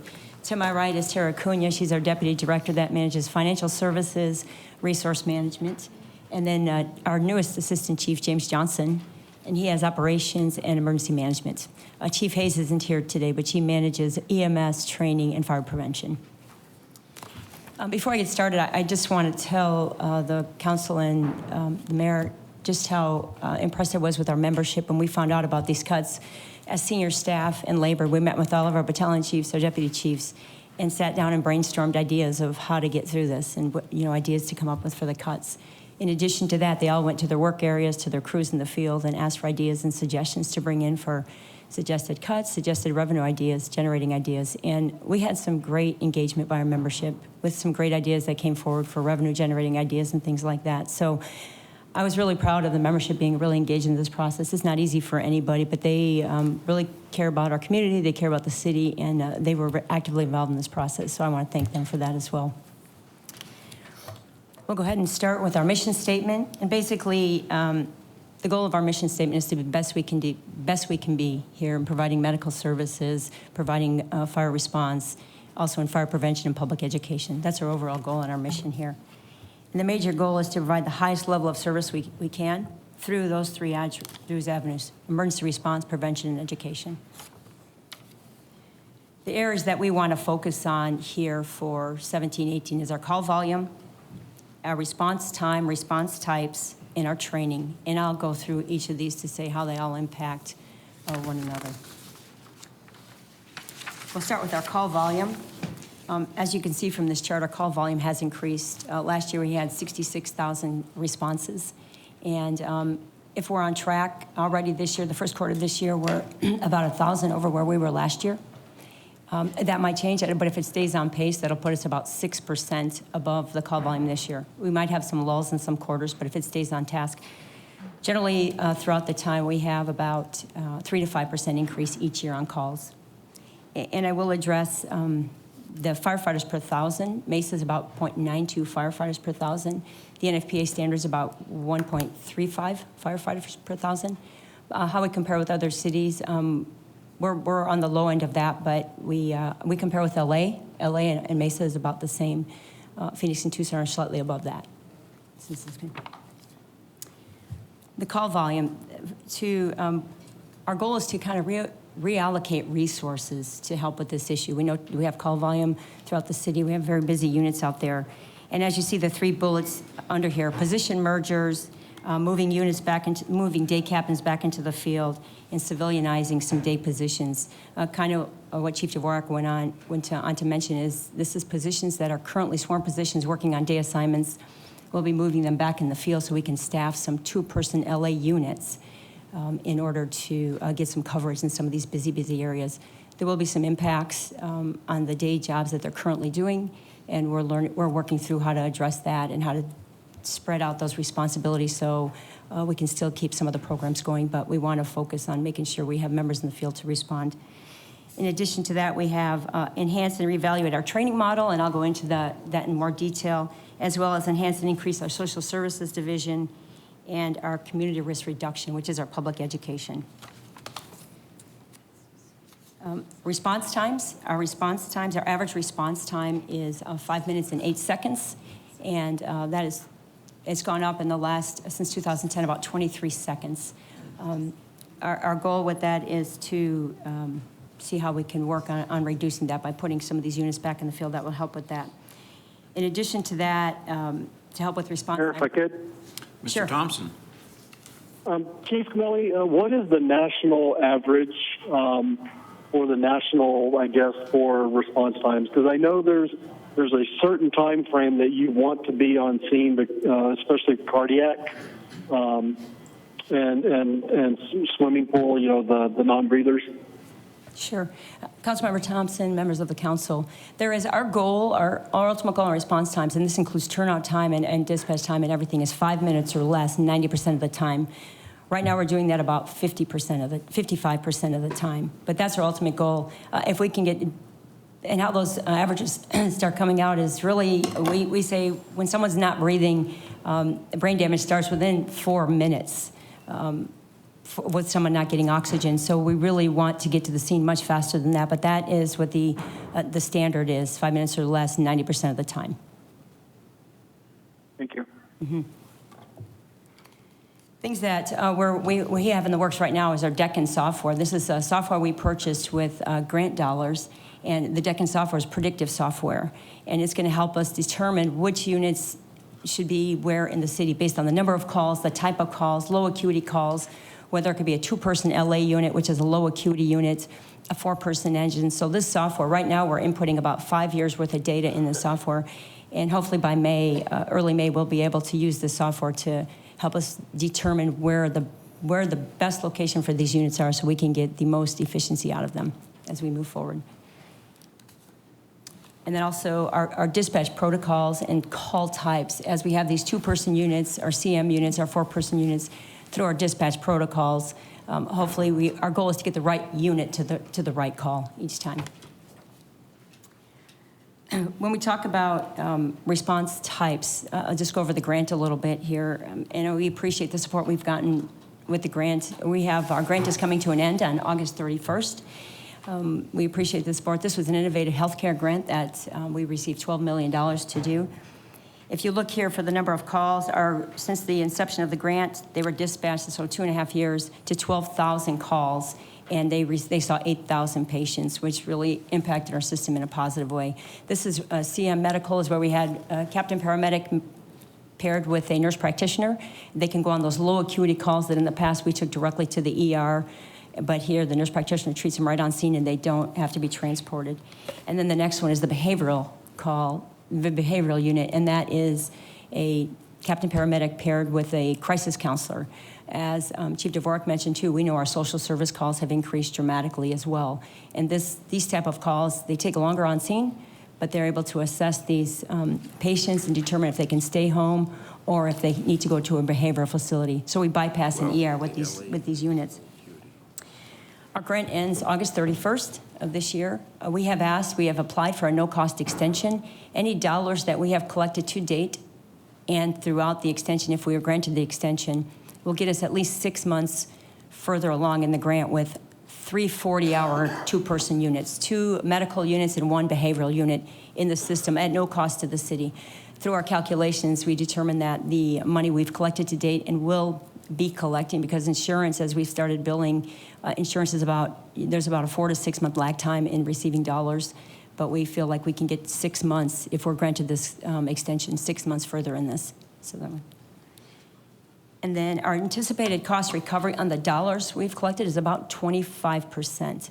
Now, what we've been doing and what we want to continue doing is we're working with insurance companies, with hospitals, to partner with them, because even though the cost recovery is low, we're saving dollars in the healthcare system. And so we've been meeting with insurance companies to share this information, saying this is how much money, the number of patients we've seen, this is how much money we've saved the overall healthcare system. So, question? I didn't mean to cut you off. I was waiting for you to finish. Oh, okay. What are the odds of getting this grant to continue? Like, do you believe that it's going to be successful and this is going to be ongoing, or is this something you think that we have to worry about completely ending? So I think if we, Councilmember Whitaker, members of the council, if we get the extension and get 6 months, I don't think CMS will give us more money to continue the grant. Generally, these grants, they're for a certain period of time. And all of these other grants that we're aware of, you have up to a 1-year extension. If the money carries, we've applied for a 1 year, but we only think we'll have enough dollars to go 6 months. But you can have up to a 1-year extension on this grant. But CMS probably will not, because they continue to give out grants. We probably won't give us the money. They asked us to continue working with insurance companies and things like that to see how we can fund it on our own with the support of, the local insurance groups, hospitals, and things like that. And what does the success look like in that? And I'm sorry for jumping ahead because No, I'm sure you're please. going to split. What does No. that funding look like as far as your success with dealing with the insurance companies or that cost recovery? You know what, it's really hard to tell. Since we're getting the grant money right now, no one has to pay us anything because they know it's all funded by the grant. They truly support the program. Every insurance group that we've spoken with has supported this program. Access, we've met with Access several times, and actually about 46% of these patients that we see in the grant are Access patients. They're totally supportive of the program. Now just trying to get them to give us funding to keep it going. So we're continuing to meet with them, and we'll continue to meet with them, and they obviously know that once the grant is over, the programs would go away if the city couldn't fund them. So Access is a state-ran organization, right? So, I mean, is it something that we can be lobbying as a council or as municipalities to go back to the state legislature and say, hey, we need you to continue? Absolutely. Okay. Council, absolutely. I think that's, and I think the insurance companies we've been meeting with are fully aware that this is our goal on this program. Thank you. Chief, real quick. Thank you, Mayor. As far as, so you won't be offering this service any longer. Once the grant's completed, then the expectation of community that this service will no longer be offered. Is that correct? How I could answer that is it dependent on the city manager's office, council, and what kind of, Put you on the spot. we'll see what kind of funding is available to do that. and partnerships we can do with the hospital. Our goal is to have partnerships with the hospitals. So if they can fund a nurse practitioner or a crisis counselor with CPR, that will help reduce this cost, and we would have it, then it would be about 75% cost recovery if the hospitals will pay for a nurse practitioner and the behavioral health facility will pay for a crisis counselor. And then that means the city pays half and they pay half because they benefit from these programs as well. And that's our ultimate goal, is to get the hospitals to come on board as well. So have you built a consortium of hospitals, brought them together and say, hey, this is a service we'd like to continue providing, but you're going to have to pay for the nurse practitioner because it saves them costs as well as some of our emergency centers? Absolutely. We currently have a partnership with Mountain Vista Medical Center and a partnership with Dignity that we've been working a pilot program with Dignity to date. Dignity is very much on board with our program and very supportive of it. So if nothing else, I think the hospitals will be willing to be partners, as they were even before we got the grant. We had a partnership with Mountain Vista Medical Center for 2 years, even before we were awarded the grant. So I think they'll be very accommodating in this process as well. Our goal is to have them work together with us. Okay. Thank you. Chief, explain to us again why it is that the hospitals would be willing to participate as they have in the past. What do they get out of this? Mayor, members of the council, that's a great question. A lot of it, when Mountain Vista started with us, is because they got they asked if we would put their name on the side of the truck. They said for the community engagement and showing their partnership, that was very important to them as a brand new hospital. And so Dignity, the program we're doing with Dignity right now is a follow-up program. And that is when patients are discharged from the hospital from surgeries, things like that. We have 2 persons go and follow up with these patients so they don't re-enter back into the system. If they enter back into the system, there's penalties that go to the hospital. I mean, very lofty fines that come when you have a patient that's re-entered into the hospital system after they've been discharged for whatever their illness is. So there's benefits that they don't have re-entry back into the system, and just the overall partnership in working with the fire service in the city of Mesa. I think there's benefits in that as well. Okay, thank you. Mr. Freeman. Councilmember Freeman. Chief, I have a question for you. When was the grant started? How many months ago, roughly? Actually, I was up and running January of 15. But we received it in August of 14. Of 14? Yeah, and it was fully operational in January of 15. I'm just doing some math, so about 30 months of the grant, was it that long, roughly? Yeah. So on the CM units, you're running about 266 calls per month in that area? Based on patients seen, you've been dispatched 12,000 times, but you've seen about 8,000 patients? Right. Is that kind of my rough math? Yeah, that's close. So I'm just, for us, thinking about is that's about 266 calls per month. Okay. That the engine and ladder companies are not running on. Absolutely. Lower priority calls. And then on the behavioral health unit, you've been dispatched 3,600 times roughly. You saw 2,219 patients, and that's 73 patients per month. Correct me if I'm wrong. I don't know. Who's handling that? James or Mike? Yeah.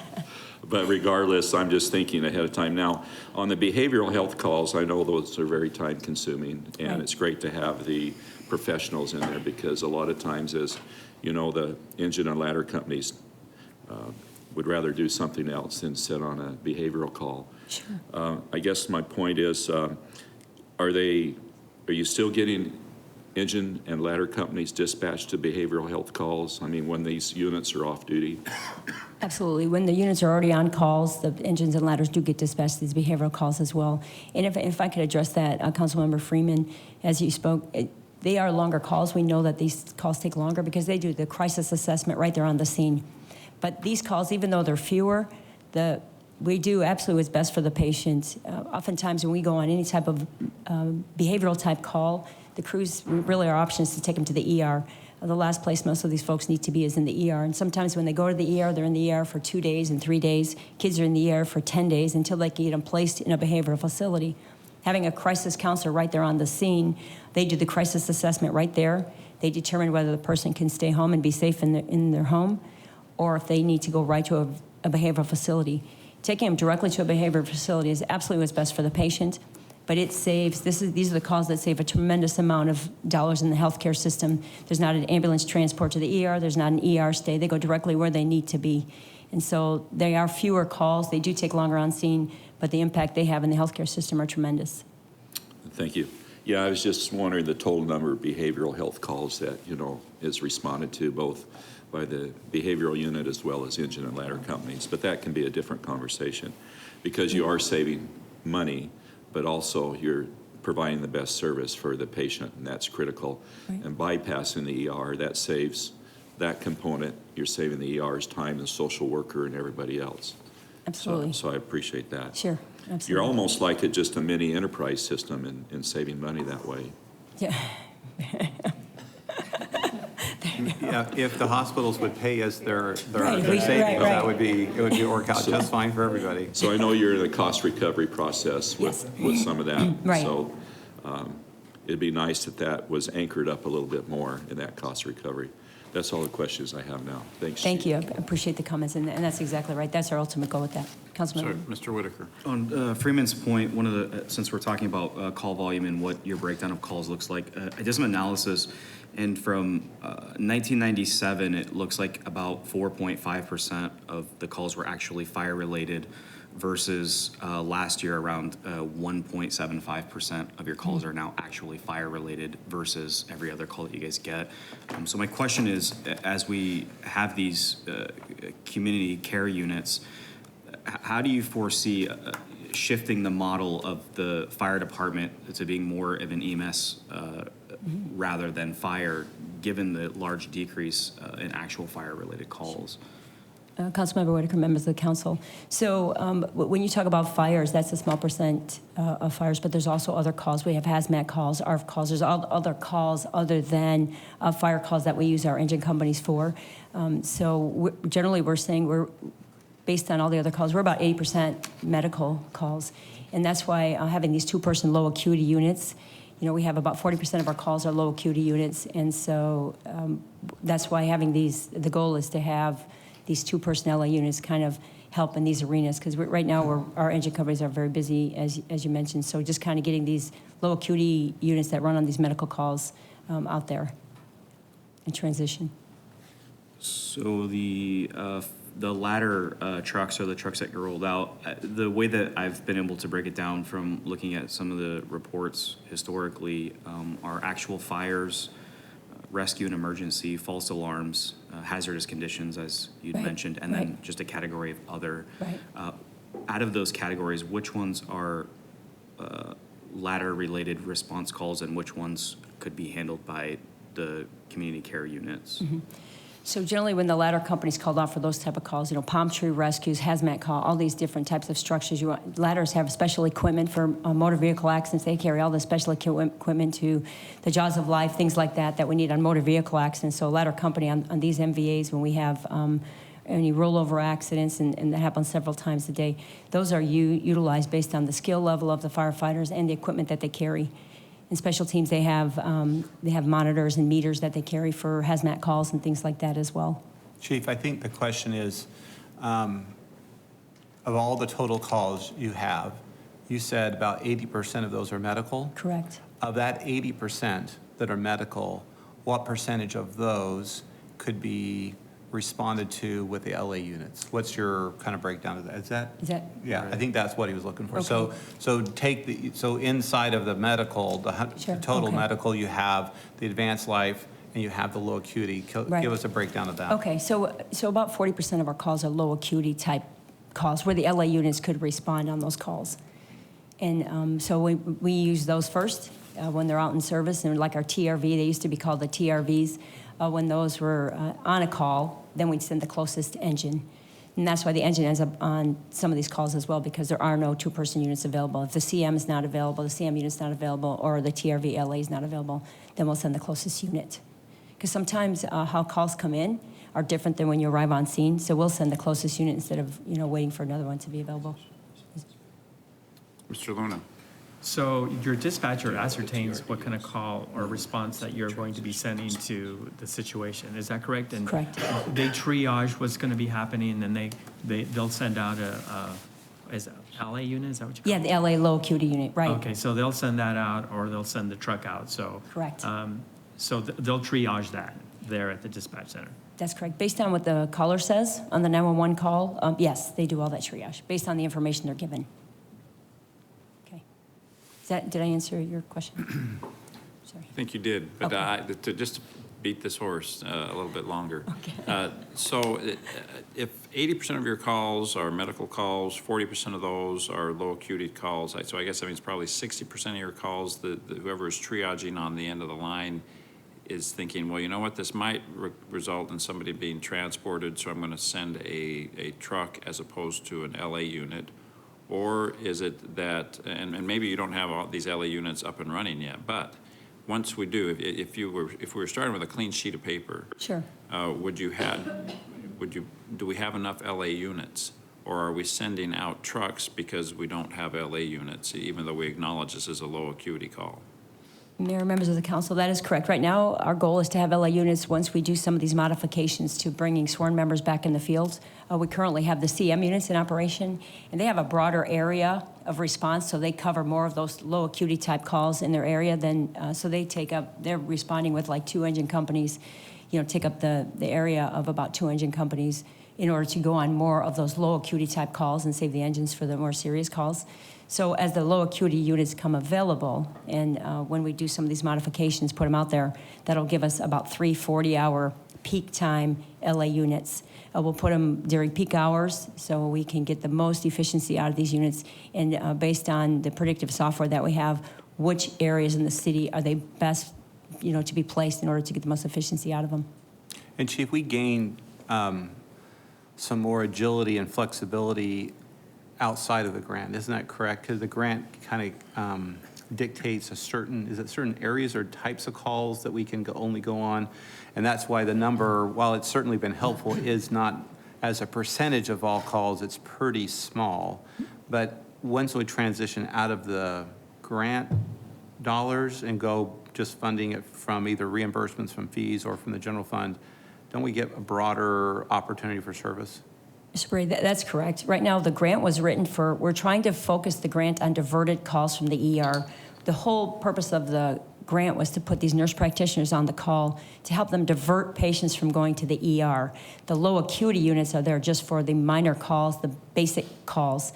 And why did we say the grant was for diverted calls is because oftentimes we had to take someone to the ER.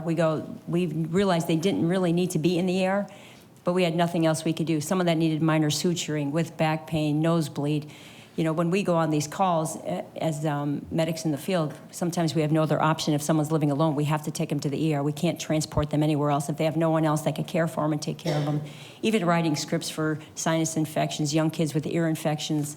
The nurse practitioner unit can do all of that on the scene, prevent a mother with her little children, taking them all to the ER for care in the middle of the night. And which has happened several times with these units. So those calls were designed and written in the grant to divert patients from going to the ER. So as Mr. Brady said, those calls are very specific, and we're trying. That's why is a real interesting way to modify our protocols in order to get those units on those particular calls. So, but they have been successful, and you see how many times they've seen patients.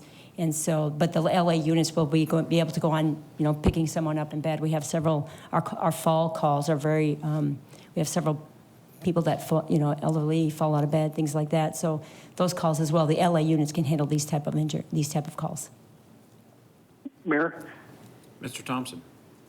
And I think, Chief, to the mayor and to Councilman Member Whitaker's point, Mesa has changed its name from, Mesa Fire has changed its name from Mesa Fire to Mesa Fire Medical, because we really, and I guess on a national level, we really transitioned from being a fire department to being everyone's 911 call.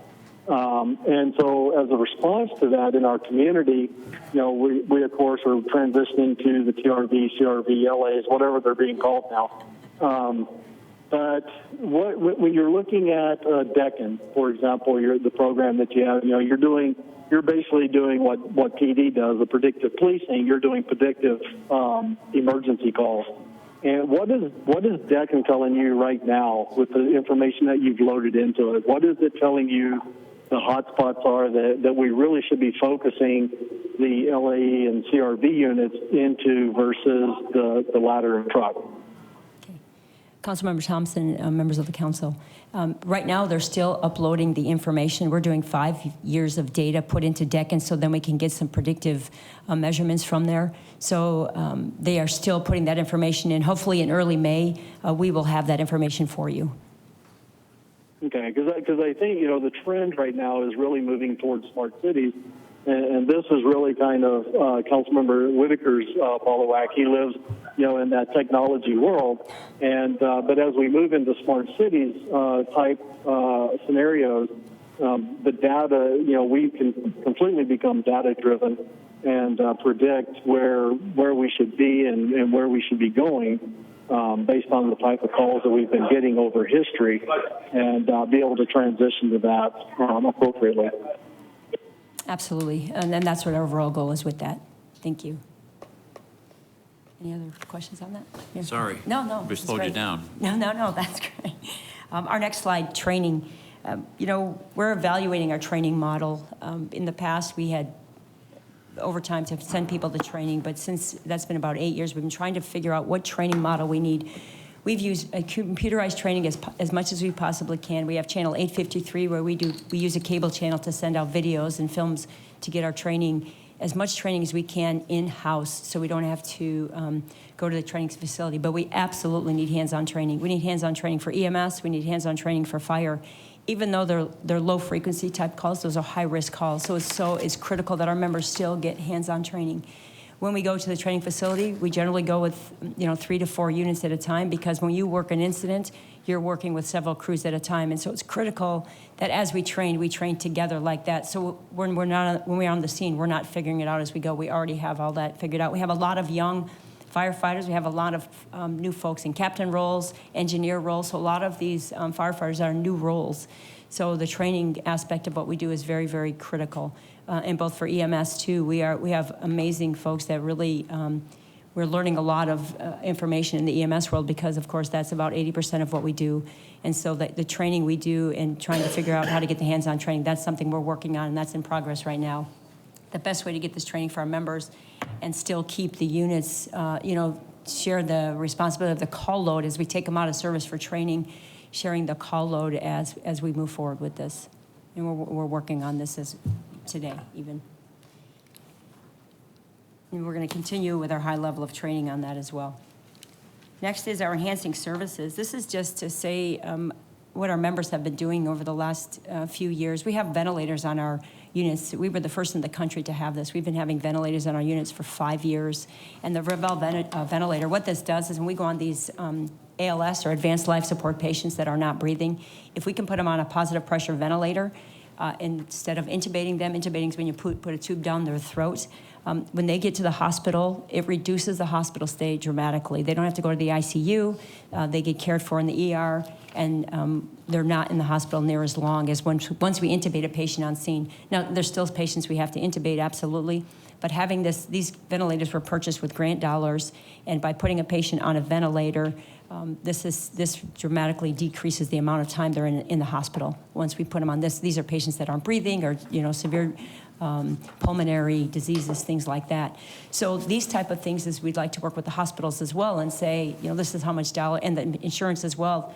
This equipment alone can save hundreds of thousands of dollars in the healthcare system by using these ventilators on scene versus intubating them and just taking them to the ER with being intubated as well. Another one is our cardiac care rhythms. We have 12 lead EKG monitors. Our members have to quality care. There's some certain critical cardiac rhythms that they identify early. And when they can do that, we take them right from the house to the cath lab. And last year alone, we had about 159 patients that had these critical cardiac rhythms that our members identified on the scene, taking these patients directly to a cath lab. They call it a door to balloon, because they go to the cath lab because they get a stent put in, and they put a balloon in there to open up any blocked valves. If we can get to the cath lab within 30 to 45 minutes, we're saving lives. And these are critical cardiac rhythms that our members in the field are identifying, and this is through our 12 lead EKG monitors.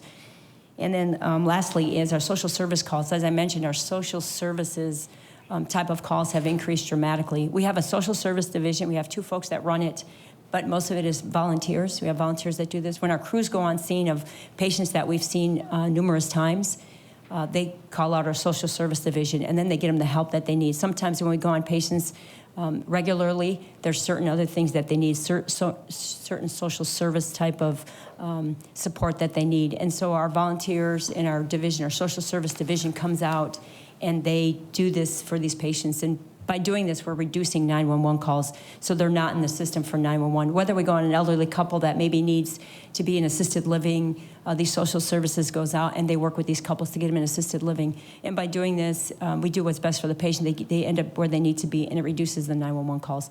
The last 2 years, we've gone on over 700 of these social service calls, and these were all referrals from the field. 700 social service calls each year. And this is a program that we're looking at expanding as well, because there's absolutely a need for it in our community.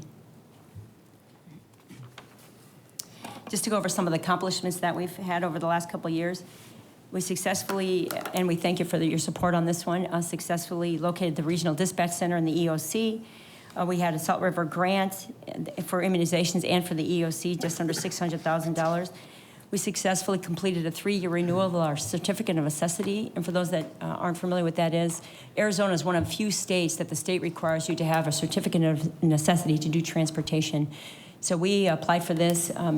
We received it in July of 15.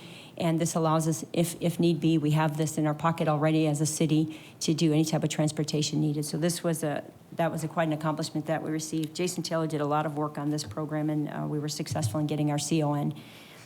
Next, Station 203 was completed. Our EMS Injury Prevention Program. This was another program that we started. These are, we talk about being alert to strokes and being alert to the signs and symptoms of heart attack. So injury prevention programs, we go to the homes and we do like home safety education. So prevent falls. If we can do any kind of education, we see where the high call volumes are for fall type calls. We'll go into that community and we'll give education on falls. So to reduce the number of falls by the elderly, since that's a high number. So through education, we're trying to reduce 911 calls as well.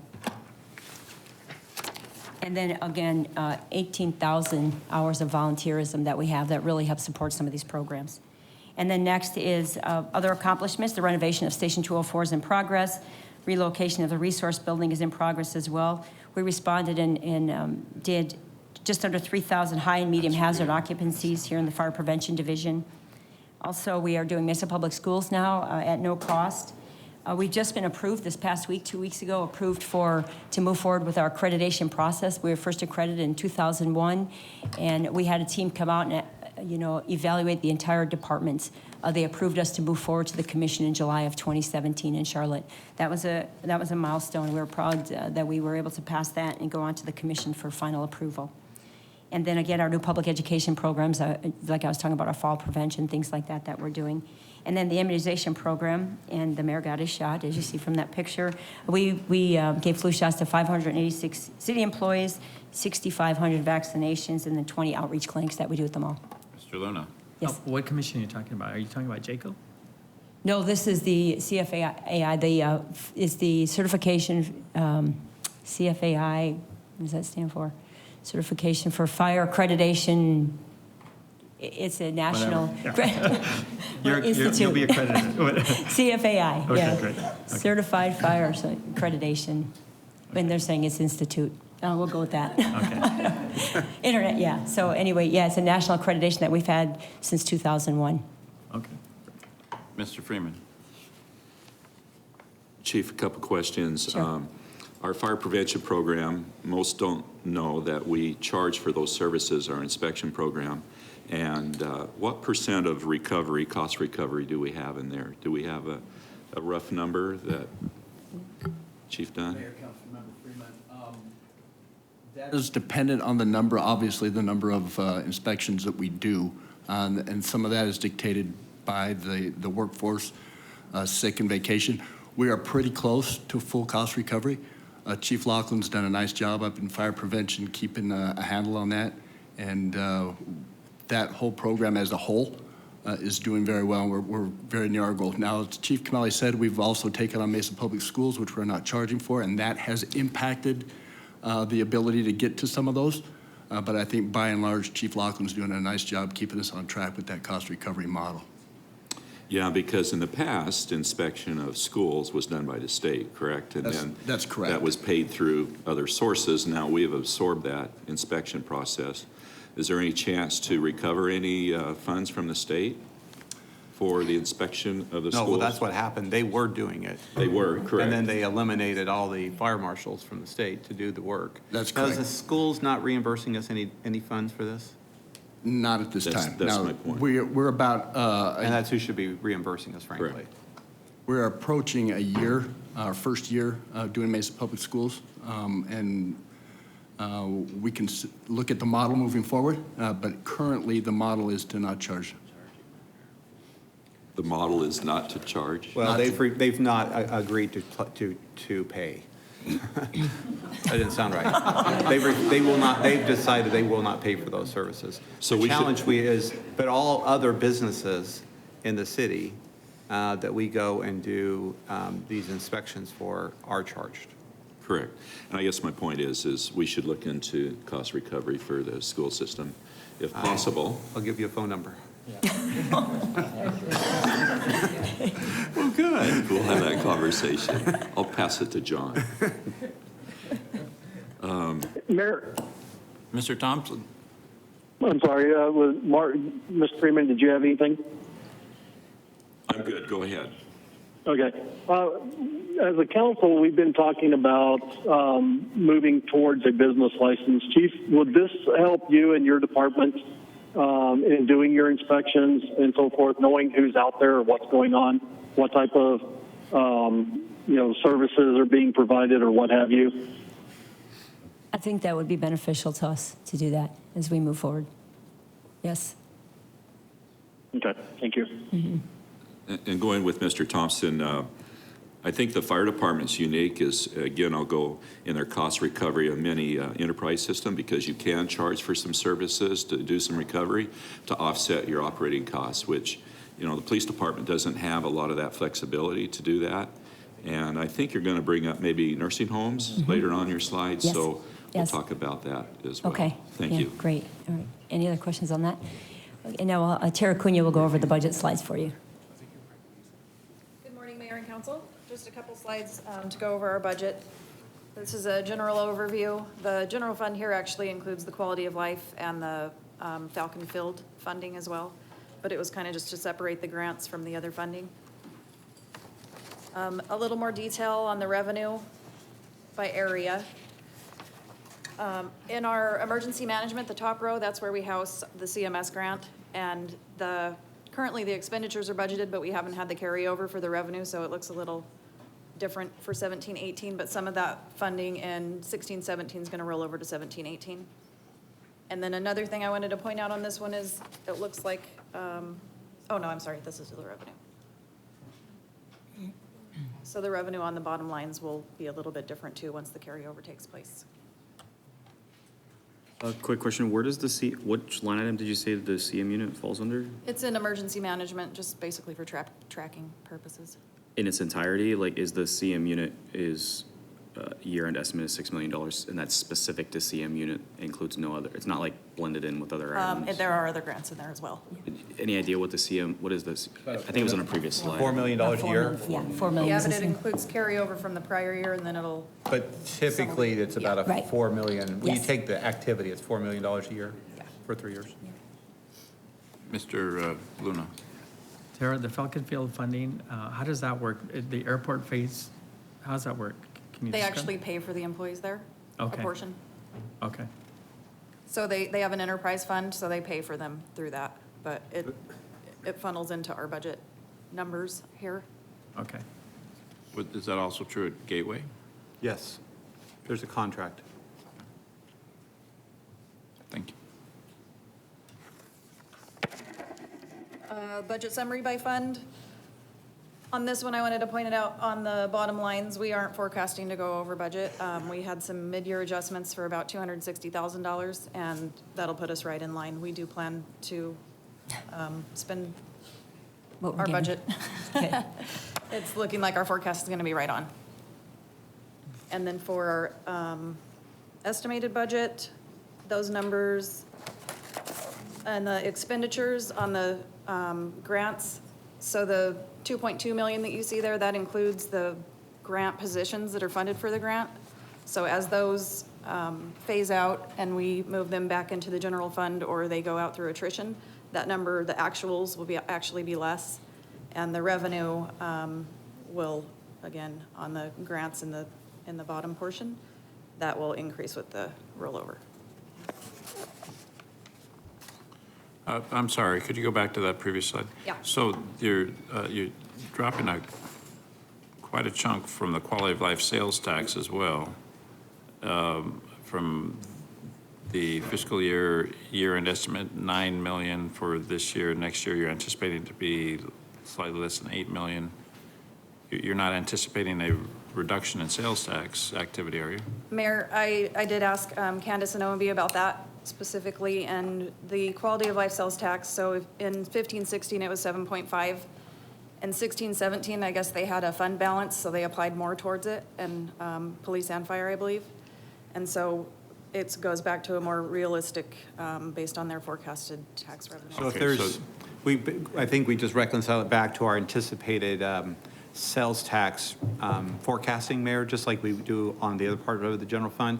But if we receive more, but if it exceeds the forecast, we make sure the dollars go back into public safety. So so there may be a year where there's some dollars that are received that are more than what we had anticipated. So we put those in the budget, and we treat those as one-times initially until we see a trend going. But we make sure those quality of life sales tax dollars always get into the public safety department. So this just reflects our policy of being conservative and estimating it. Yeah, and then there may be one year goes up and then typically exceed our predictions. And every forecast, the budgets going forward will go back to the same percentage forecast that you see in our general fund. Okay, I'm sorry, I understand. Mr. Luna. And the quality of life tax doesn't sunset, right? It's perpetual? I think in 2006, or was that when they made it permanent? I think so. Yeah, there was an initial half cent, and then the voters elected to allow the quarter cent to continue. The quality of life sales tax, when it was originally voted on, was really in two pieces. Half of it sunset, because it was based on the capital portion of some projects. The other half of it was perpetual at the original adoption of the sales tax. So this is an ongoing. Thank you. And this is our expenditures just at a more detailed level. You can see that it's broken out into all of our activities. And the same with the bottom line. We had the $260,000 in mid-year adjustments. And every year we try to submit a 10-year life cycle need so that the budget office and the city manager's office know when we have big expenditures coming up that we don't have budget for. Sometimes it's things that have been covered by a grant in previous years. A lot of times we just have equipment that either has an expiration or a useful life. So just some dimension, in 18-19 we have the cardiac monitors that Chief Camilli was talking about earlier. And those we have one on each truck and they all expire at the same time. In 22-23, radio console replacements for the dispatch center. And then the really big one on there in 2025, we have self-contained breathing apparatuses, also one on each apparatus, and the radios that each firefighter has. Wow, we need to all make sure we're gone in 24 Or we start putting a little money aside each year before that. All right, okay. And also, Mayor, to let you know, we've applied for grants in the past to cover some of this, and we've received some $1 million grants to pay for like SABAs in the past. We'll continue to try and apply for grants as well to help with some of this. There's no guarantee on that, but we always apply. Okay. So you could come back in 2025 and that way. The charter might not agree with you. Now we'll go over some of the budget adjustments that we have down here. Various commodities and other services for about $181,000. That's in small vehicle savings and station projects, uniforms, travel. These are areas that we've cut and held back to kind of save, a few $100,000 there. Program efficiencies for another $400,000. There's a few things that we did here. Reduce some standby coverage in terms of we have we have other folks that can cover some positions. We have deputy chiefs and things like that, that when they're on call, they're not paying standby. They're non-exempt employees. So we've done a little bit of modifications there. We're saving on overtime, but some of our day sworn members that are currently like in training, we've asked if each one of them covers an overtime shift once a month. We'll save a few $100,000 on overtime there and keep some in the field. Just instead of coming to work one day in the office, go cover some overtime in the field. Little requirements like that have surely added up. Reducing our staffing at special events. We'll still have staffing there, but if we reduce the number at special events and just use the 911 system if need be, but we'll have staff present. So things like that in terms of various ways to be efficient. And then the other positions here, there's 7 positions. These positions, 2 position mergers, moving day captains back in the field, and civilianizing 2 other positions. This is 7 positions total that have been on day assignments that we're reallocating back into the field. The 2 mergers, we're taking 2 jobs and just giving it to 1 person, although we'll divvy up some of those responsibilities, throughout the fire department. And then the 4 positions, again, we'll reallocate their responsibilities and try, through their work areas and kind of share the responsibility of these individuals. And then we've looked at 2 positions that we are going to put back in the field that we can staff with a civilian. For example, our videographer at training, and then we have another captain that we're looking at in the dispatch center that possibly making a civilian employee.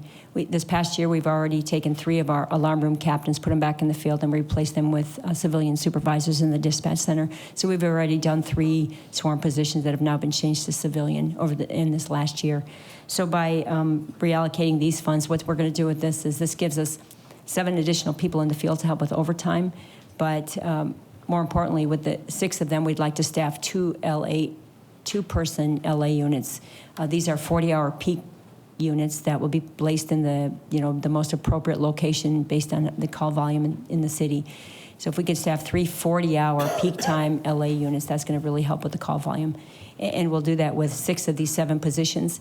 If need be, in some areas where overtime is low and we have to use them for overtime, we'll do that as well. But every day that they're available to be on these LA units, that's our ultimate goal, is to kind of help reduce some of the call volume in some of the areas in the city. Mayor, if I could. Mr. Thompson. Chief, this is kind of something I've been curious about for a while. Is there any advantage or is there a disadvantage into moving into more of a shift like what PD does, where you instead of having 6 firefighters that are on for 3 or 4 days, 24/7, or 24 hours for 3 or 4 days, could you do a rotational 3 shift so that you're staffing appropriately during the peak times, and but not necessarily in the off-peak times? Is there any advantage to that, or is there any differential? Councilmember Thompson, members of the council, that's a difficult question in terms of we're doing that with our 40-hour units, and the same with our CM units. All of those are placing during peak hours to kind of help the call volume. I don't know, taking engines, I don't know if you're referring to 4-person engines. To do that would be very, very difficult to have some be 24 and some not be. But I think those strategically placed across the city is critical, because we never know when emergencies come. Even in the low volume areas, we still need someone there in case something happens. But all of our 40-hour cars, units, the LA units, CM units, that's exactly what we're doing with them, is we're placing them just in peak hours. And we keep evaluating that. We know today, when the peak hours are, what the busy days are. And we continue to assess that to make sure we're still keeping them during the peak hours. If that fluctuates, we manage that as well. So, Councilman Thompson, this is City Manager. Are you asking maybe a broader question about what would it be like instead of having firefighters work 24 and off 48, put them on 8-hour, 10-hour shifts like the police department? Is that what you're asking? Correct. Yeah, so it's a broader fundamental issue of a model that would be very different than the 24 hours or 24, 48 off. It would be, 8, 10-hour shifts during a day. How would that affect how would that fit within the model of the fire department? If we were to switch to a schedule like that, we'd have to hire a whole new shift. Right now, the firefighters average is 56 hours a week, and that allows us to do 3 shifts. We've talked about this maybe 10 years ago, and in order to do that, we'd have to hire a whole new shift of employees to cover 24 hours a day, 7 days a week, 40-hour week schedules. We would have to hire another shift of employees to do that coverage at a 40-hour work schedule. Okay. Thank you. And then some of the ideas that came through, actually, of revenue-generating ideas that came through from our membership, which was great ideas coming through. This is ways to collect revenue. We've never done this in the past, but we're trying to be creative in how we can do this. Expanding our regional maintenance facility, once we move to 708, that gives them more room. There's other groups that want to have our resource manage their units, their trucks, things like that. They're already doing some, but they've asked if we can do more. Once Larry has more space, these are other agencies that will come on board, and we're going to get funding for that as well. Another one is charging for rural metro calls. This is actually valley-wide. You know, we go into the county about 250 times a year to help with calls. The county does charge for their service. They have subscription fees for the people that live in the county. So if Mesa's there helping, we can charge us up to $400 an hour. We can charge for those calls as well. And this is region-wide. We've talked about this in our Life Safety Council meetings, and departments all over the valley are starting to do this as well. So we're looking into charging for the county calls. Mary, quick question on that. I know Sure. one of the great things about the fire service is the way we cover for each other. If you're in an accident in between Mesa and Gilbert, there's just as likely a Gilbert truck or Gilbert comes into Mesa, we go into Gilbert. Is that not so much the case with rural metro? They don't, if we need them, they don't come? I don't mean to make it sound that bad, but. Right. So, Mary, you're absolutely right. Thanks for the question. We do automatic gate, and there's nowhere in the country is there anything like this. And you're right. We have our trucks going in and out of the city, the closest unit to the call. The public wants the closest unit.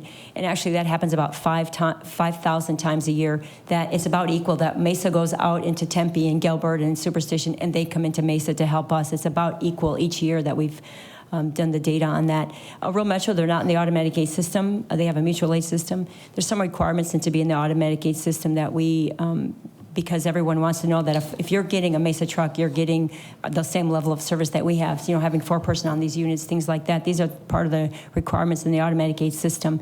Rural Metro, they're not in the automatic gate system. We call that mutual aid. So when they call us, we'll come. You know, when there's someone's life on the line, we will never say no to that. We're there to serve. And so when we go into the county, in the county islands, since they do charge for their service, that's when the fire departments came together and said, well, we will bill for ours. That makes a lot of sense. Yeah, so they just have a different model too. I mean, wherever they provide service, they're charging a fee.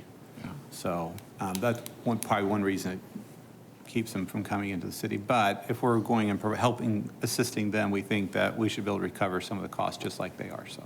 Yeah. Okay, thank you. Some other areas that we were considering charging for, false alarms. We don't charge for false alarms. We never have charged for false alarms. Phoenix does charge for false alarms. They charge $100 per alarm. The first one is free, but anyone beyond that, when they get these fire alarms that are, then we would charge for false alarms. And then in-home daycare inspections, we've never charged for those before, considering maybe charging for in-home inspections, and also gas leak responses. Currently, the city of Mesa charges businesses when there's ruptured gas lines. And we asked, can they include an emergency response fee? Because every time there's a ruptured gas line, we go with a 2-in-1 response, 2 engines in a ladder truck, and just to make sure that this doesn't spread. So because usually these businesses, they blue stake and they still rupture a line, or they don't blue stake and rupture a line. So the city currently charges for repairing these lines, so we thought it include emergency response on those as well. And so that's an option for us too. And then lastly, an idea that came forward. Sorry, Mayor. Sure. Mr. Thompson. Chief, and I know from my past life in the utilities, when a third party, or if there's a third party line damage to a natural gas line, typically the contractor, the utility gets reimbursed all costs associated with making those repairs. And so I agree with you. There should be no reason why we wouldn't be able to go back to the contractor that hit the gas line that made us come out there to respond. There's no reason why we shouldn't be able to recover that cost. Okay, thank you. And then lastly is charging for nursing home calls. You can see here on this chart, actually of the top 20 calls, 15 are assisted living, senior living facilities. And out of the top 10, of course, 9 of them are. So over 2,200 calls that we've responded to the nursing homes. We know that when people live in these facilities that they pay for medical care as well. And if the fire department is responding, 2,000, 2,200 times a year just to 10 addresses, if we can somehow recoup some of the costs for that as well. Yes, Mr. Chief Luna. Kameli, I appreciate this innovation because assisted living, especially in District 5, they're propagating everywhere. And I know that the call for services are very high. And so there must be some type of cost recovery that we're going to have to work with them. Something that my fellow councilman suggested, Perfect. some kind of enterprise fund, because we have to do something. I mean, and I know that there's a liability issue, and so they automatically call 911 to take care of it because they don't want to deal with it within the nursing home. So this is a great idea. Thank so you. I certainly would be supportive of this. Okay, great. Thank you. Mayor? Mr. Thompson. Chief, thank you for doing this list. I've often wondered if anybody was tracking our response calls to these type of facilities, whether they're the memory care, the nursing homes, the retirement communities, the LIHTC, because I think it's important as a council that we understand that as we approve these type of projects, these type of projects come into our city, we need to be prepared to also understand that they're going to be a burden upon our public safety groups, both fire and PD. And so I'm hopeful that PD is tracking the same type of responses and who they're responding to and where the majority of their calls are going, because I think it's important that from a council perspective that we understand that approving certain types of projects has an inherent ability to burden our public safety. So thank you for providing that information. You're welcome. Thanks for the comment. Chief, are there other cities doing this? Not in Arizona. Yeah. We've looked at that. California, I believe it was California. There was a few departments doing that in California, but no one that we can locate in Arizona that's doing this today. Because it does seem like there's a big push on developing assisted living facilities in our community. And the statistic I'd heard earlier is 19 of the top 20, but now, I guess now we're down to 15? 15 of the top 20. 15 of the top 20 calls Yeah. for service come from assisted living facilities. So That's correct. I think kind of their mode of operation is to just plan on calling emergency response a lot. And it really is, when someone falls out of bed, they generally call the fire department to help assist that because of the liability. Yeah. And so these type of calls. So one area we haven't looked at yet or haven't included in this is home care when they do home health care. We'll also look at those facilities as well for the same reason they charge for medical care in these houses too when they're doing home health care. Yeah. Mayor? Yes, Mr. Thompson. I'm sorry, were you finished?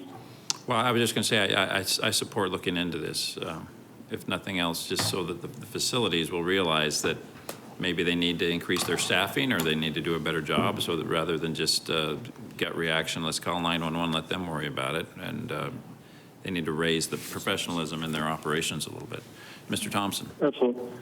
Chief, are we tracking sober homes by any chance, and how often we're responding to sober homes? So what? Sober? Oh, sober homes. Yes, we're tracking those. Those are not included in this at all, but we do track all those type of calls. Yes. Are we? Do you know offhand if we're having, if we have a uptick like we do with the memory care or the assisted living type places?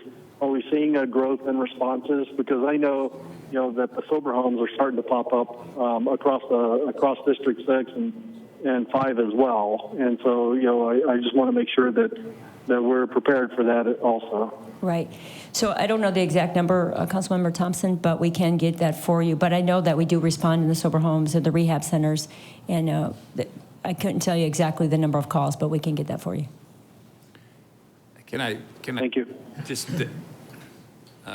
temper what I said a little bit? I think we need to not overreact. I mean, I appreciate the nonprofits in our community that are doing such a great job, and I don't want to scare them by saying that we're considering a tax on all human service agencies in the city. On the other hand, if 18 or 19 or 15 of your top 20 calls for service are from a business type who has built into the way that they do business is that they're just going to pick up the phone anytime something goes wrong, that's different. Absolutely. So anyway, And thank Mayor, you. to add to what you just said, we bring a lot of patients to community bridges. We take a lot of patients to community bridges and when they take care of the patients that we go on in the field as well. Yeah. Mr. Freeman. Thank you, Mayor. Thank you, Chief. This has always been an interesting topic for fire because been there and done that. It's and respond to 2 or 3 o'clock in the morning and find a patient laying on the floor in an assisted living facility when the capabilities of the staff could lift the patient, put it back in the bed, has always bothered me. And I'm not taking it personal, but we always provide the best service and care for whatever situation. That's correct. But I think the process is not working properly. And my question for staff then is, if we were to move forward with some of this, is there an ordinance change or some type of business licensing change that we could start working on today and to help in the mini enterprise system that we have with fire? Because I think that businesses have to understand that we're willing to provide the care and we have the expertise, but at some point you do also, and as administrators in your programs, you need to provide the appropriate care for the situation for the patient. And that's what sometimes they don't get because, I mean, I can tell you call after call where the caregiver said, my back hurts, I called you guys to lift them and put them back in bed. Well, I'm sorry, but then I call the hospital administrator or the nursing home administrator at 2 or 3 in the morning and handle that in a different route. But the patient is always taken care of. That's the primary. Exactly. So thank you very much. And Sure. that's what I'd like. We'll look into that. We're going to come back with the ideas. Okay, thank you. Excellent. Thank you. Any other questions? That No, concludes. I just, I hate to keep beating this horse, but we need to be sensitive to senior abuse too. We don't want to have low-level or fly-by-night operations that are leaving people on the floor. So we need to, at the same time, be sensitive to, this is a sticky wicket we're walking into. But I agree that we need to raise these questions and figure out a way to do this. Okay. Bill, any other questions? Yes, Mr. Whitaker. What is, going back to the same thing that we proposed to the police, what does your sworn versus non-sworn look like, and what dictates the necessity to have a sworn personnel versus non-sworn? So our sworn, we have 432 sworn members and 110 civilian members. Generally, the civilian members are our staff, our support staff, technical services, our maintenance, and all of that. We have very few, well, we've taken 7 out of a day assignments right now. So the sworn, what dictates is just the PSPRS, the training that they've gone through, the academy, and all of the all hazards training that we continue to do with our sworn members. Some day assignments really would dictate that they be sworn members. For example, our training captains, they're the ones out there. They have to go in the burning buildings. They have to, during the training exercises. Some of them do dictate to have sworn members in day assignments. We're currently looking at our other assignments to see which ones can be civilian, which ones can be sworn. So specifically as it pertains to fire, that's where the sworn personnel is applicable, actual fire-based calls, not non-fire-based calls. All hazards. So whether it's fire-based, whether it's hazmat, whether it's trench rescues, all of those all hazard type calls. In addition to our medical training, that we do medical in addition to the all hazards. But the sworn is for training for the. When we say all hazards, that's anything, any kind of call we respond to. All of our firefighters can manage. Okay. The other thing that I get from feedback from members of my community is the growing sense of frustration, and specifically going back to question 1, is that when they pick up the phone to call 911, because they fall or some other medical reason, an entire fire ladder will come out, and they believe that's a completely inefficient use of taxpayer funds. I'm wondering if you can address that issue. Absolutely, Councilmember Whitaker, members of the council.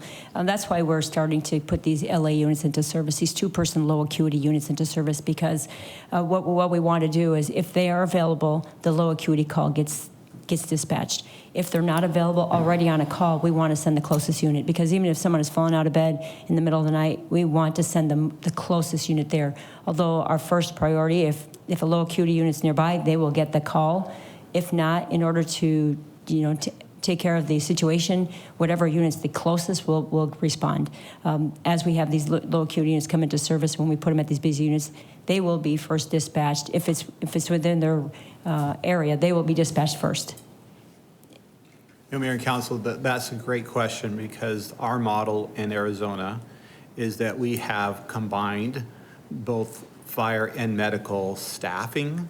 And so how do you have staff that can provide for both medical and fire, both training and skills? But what comes with that really is, the pumper trucks and the ladder trucks, so that it's hard to separate them from the equipment and the tools they need to be able to respond to either one. There are some systems where they've completely bifurcated and separated medical from fire. So you only have a medical response group, and then you have those that only do fire. We don't have that model here, but more and more I think we'll be looking at a model that recognizes, certainly starting with the low acuity calls, that can be maybe even models where less and less of that can be managed and staffed by sworn officers, because it's dealing with really the same kind of medical care that you could get at any urgent care or facility like that. So things are changing, and it's a model we have to keep looking at and decide what is it that the sworn personnel are their core competencies and skills, and only they can do, and make sure we're focused there. But the opportunity to bring in non-sworn individuals to provide calls, maybe not on the fire side and the hazard side, but certainly on the medical side, I think there'll be opportunities for future discussions about like the CM units, where we had nurse practitioners on the trucks. Maybe we can expand that further and further as we look at our future staffing plans. Mayor? Mr. Thompson. Chris, to that point, then would it be more plausible for the city of Mesa to move back to strictly a firefighting fire department, and then allow someone like AMR or whoever become that medical component, so that we're focusing strictly on the fire calls, and then we have a contractor or someone else that gets dispatched to medical calls? Those are models that we can look at. I think a lot of times the medical works best on a regional concept where you have multiple agencies working together, because just to keep the skill sets, and they have the equipment to do it. AMR may be one option. We struggle with AMR today sometimes with just the level of service that we're asking them to do to transport. They're not the primary first responder. They are essentially a very nice big Uber that carries people in a big box to the hospital. But it's our personnel that do the first response. So it's a model that we can keep looking at, and whether it's a third party or it's something that we grow internally, I think those are all on the table. Mayor, may I add to that, to Mr. Brady's comments? Also, Councilmember Thompson, when we have automatic aid throughout the valley, as Mr. Brady said, throughout the valley, they have medical on the units. And so when we cross lines, we expect the same. We want, when someone comes into Mesa, that they can do any type of call as well. Years ago, when the fire service first started, it was just fire. And then as it started progressing, when medical calls started coming, that's when they started doing medical, because they're strategically placed across the city, which you need to be in order to get to a critical call much sooner. Then they started taking on the medical calls because they said, we're here anyway, we'll take on the medical calls. That's kind of how it evolved into the fire service doing the medical calls to begin with, is because since we're strategically placed across the city, you could be first on the scene of a medical call before anyone else. Right, and it goes back to, the traditional doctor that used to visit homes where they no longer do that. And so that's kind of transitioned over to becoming the city's issue, really.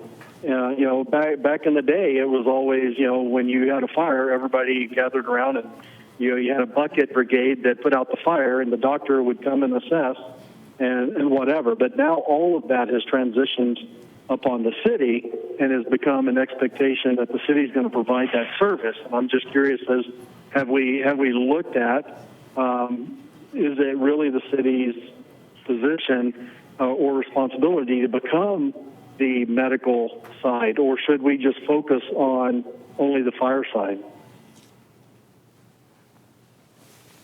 Mr. Freeman. Councilmember Thompson, Mark Freeman here. Just from my experience, our residents in our community pay for the highest level of service that we can provide on our public safety. And we've learned over the years that combining the two, both medical and fire, provide the appropriate amount of service to our residents. And that's what we're paying for. I feel that when I responded to calls in the field, that I had the ability to call for an ambulance, and now they're dispatched with us typically on our Code 3 calls. And the level of service we've found through our ambulance companies, not specifically anyone, the level of service, there's two things we can do. We can transfer care to a paramedic in an ambulance, and if it's a low priority call or they're not really seriously medically where they need two paramedics to follow up, but we could transfer care and keeping that engine or ladder company in service within our respective districts or in our community. Otherwise, our tax base is that we're paying for paramedic follow-ups to the hospitals, thereby the ambulance will not provide for those services.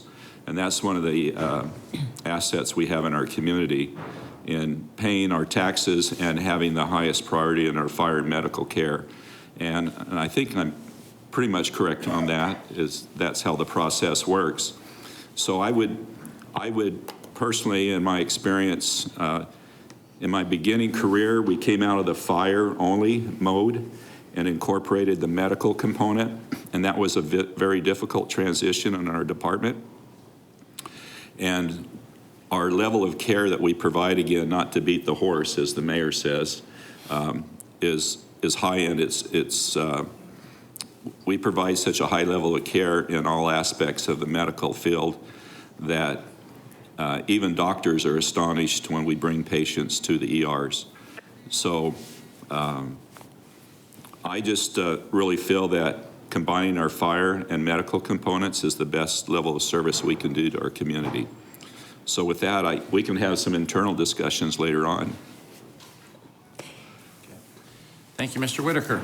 I think that we can combine fire and medical, but we truly need to start taking a look at what the breakdown is of services that we're providing the community and the amount of fire calls. And I didn't include the hazardous because I didn't understand the two needed to be grouped together for ladders and engines specifically. But when you have fire calls now that represent 1.5% of actual fire calls, that represent about 1.5% of the calls in total, I think we truly need to start shifting our focus in regards to how are we spending our money, or where is our training going, and should it be going more towards a medical model versus fire first and then medical. I truly believe that it should be medical and then fire, just given the amount of calls that we're taking in on the medical side. And to the mayor's point earlier, how we want to continue to provide services for elderly and others like that, the part that concerns me is, as the city, when we step in and subsidize those services, then the community comes to rely on us to, in perpetuity, provide those services, right? So that's my greater concern, is that as a city where our budget is being stressed year after year, now we're taking on an abundance of more services that if we weren't there, the question becomes who else would pick up those services? But at the current time, we subsidize them. So I think that we're going to be the primary go-to because people are just giving us those services. But I truly think that we need to shift towards a more medical model. You know, I think if I picked up the phone right now and called 911, said I was dizzy, I believe that an engine would show up outside of City Hall. And I think that until that's not efficiency from my perspective. And I think we need to start working on shifting how our dollars are spent from an expense perspective. Well, and to Councilmember Whitaker's point, that's kind of where I was going, is that over time, we've moved from being a fire department to being a fire medical to really being a medical and fire.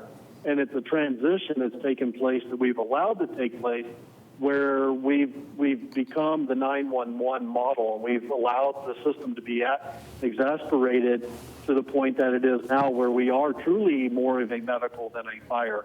We've allowed that to happen because we've continued to subsidize as the community's, becoming the emergency room for somebody that doesn't feel good. And so that was kind of where I was going, and I guess down a different path, but to the same point that Councilmember Whitaker just made. Great. All right, well, something that you mentioned that I wanted to make sure we highlighted. Thank you for the great use of volunteers that you are using, and I should have mentioned this also during the police department's presentation. I mean, really hundreds and hundreds of people in the city of Mesa are providing what we could not afford to if we had to write a check for that. So great use of volunteers for both of the public service agencies.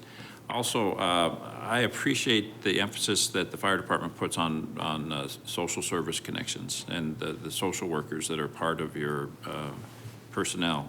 I think we save a tremendous amount of money, frankly, by paying attention to the people that we're visiting and seeing that if we can connect them to the services that they need, that's a lot fewer 911 calls we're going to be responding to. So that I would defend that from a fiscal perspective and encourage you to continue to do that. Also, the Medicare grant has been great. It's been a wonderful experiment. Hopefully, we've learned from it. Unfortunately, it's coming to an end. But we are in a good place now to actually hopefully implement the things that we've learned over the last 3 years. And it is now time to actually be in the cost recovery business rather than studying the cost recovery model. So I hope we can, so the pressure is on now. And good luck figuring out what the Affordable Care Act and Trump Care and who knows what the landscape is that you're going to be operating in. It's kind of unfair to put you in this position because nobody knows what the terrain is. But in spite of that, you're in this position. Right. And we need you to actually shift into real cost recovery rather than studying cost recovery. Thank you for the cuts that you have that are part of your budget. I know those are painful, but we appreciate that very much. Thank you for the civilianization that you're doing. I'm getting better at that. And I agree with some of the comments that have been said here. Is that I think we just need to admit the reality that we are in the medical service business. So my response to that is rather than suggesting that we ought to reduce services, we just acknowledge that that's what we do, and let's be good at it. And so let's, if we need to retool and buy more LA units so that we can acknowledge the reality that that's the business that we're in, then let's do that. And that might mean, more capital campaign, some bonding in future years to buy a lot more LA units. But that's cheaper than buying a lot more tankers or trucks, pumpers and ladders. So that's okay. We need to be adaptive to the reality that we are confronted with. But again, kudos at the great budget. Thank you for the great work that you're doing. Thank you for figuring out the new terrain that you're in. Any additional comments, Mr. Whitaker? I just want to leave on one positive note that, Mary, you've obviously set the bar really high for other women in the community. You're a true leader. You broke the glass ceiling. So I appreciate sitting here in your presence. Thank you. I appreciate the support. And I do want to thank the council, the mayor and council for your support as well as we move forward. And also the men and women, the Mesa Fire and Medical Department. They truly care about our community. They work hard every day We are totally responsible for all the training. We know what they're capable of doing, and they continue to give 100% to make Mesa a great community for people to come and feel safe and know that we're there. So thank you for your support. Yes, Mr. Thompson. I would like to echo everything that's been said. I think, we, just like our police force, our fire department sets the bar pretty high for other communities to follow. And the level of training that you go through and the professionalism of your men and women exceed, I think, expectations. And our community understands that, they respect that, and you have their support as well. And so kudos to you and your staff for everything that you do and providing and keeping our city safe. Thank you. Appreciate that. Thank you very much. Next item on our agenda is information related to the current job ordering contract projects. Council, any questions regarding those items? Seeing none, the next is to hear reports on meetings and conferences attended. Hearing nothing there. Mr. Brady, what is our next meeting? A week from today, Mayor, on the 27th, we have a few more budget presentations. We'll be getting close to wrapping up. So if there's any follow-up issues that haven't been brought forward here, we'll have a next couple of weeks to kind of, if the council kind of starts sharing those with us, we can, we just so scheduling purposes to bring those back. But we'll talk more about it in the future. But we do have, I think, 3 presentations at least for next week. So, great. Thank you very much. Thank you. And I thought the quality of the presentation, obviously, we took a lot of time because we care a lot about these issues. And so thank you for the great presentations. Thank you for letting us pester you with a lot of questions that I'm sure some of them were very frustrating. Thank you. Is there a motion to adjourn this meeting? Thank you, Mr. Lewin. All in favor, please say aye. Aye. We are adjourned. See you, Kevin. Oh, bye, Kevin.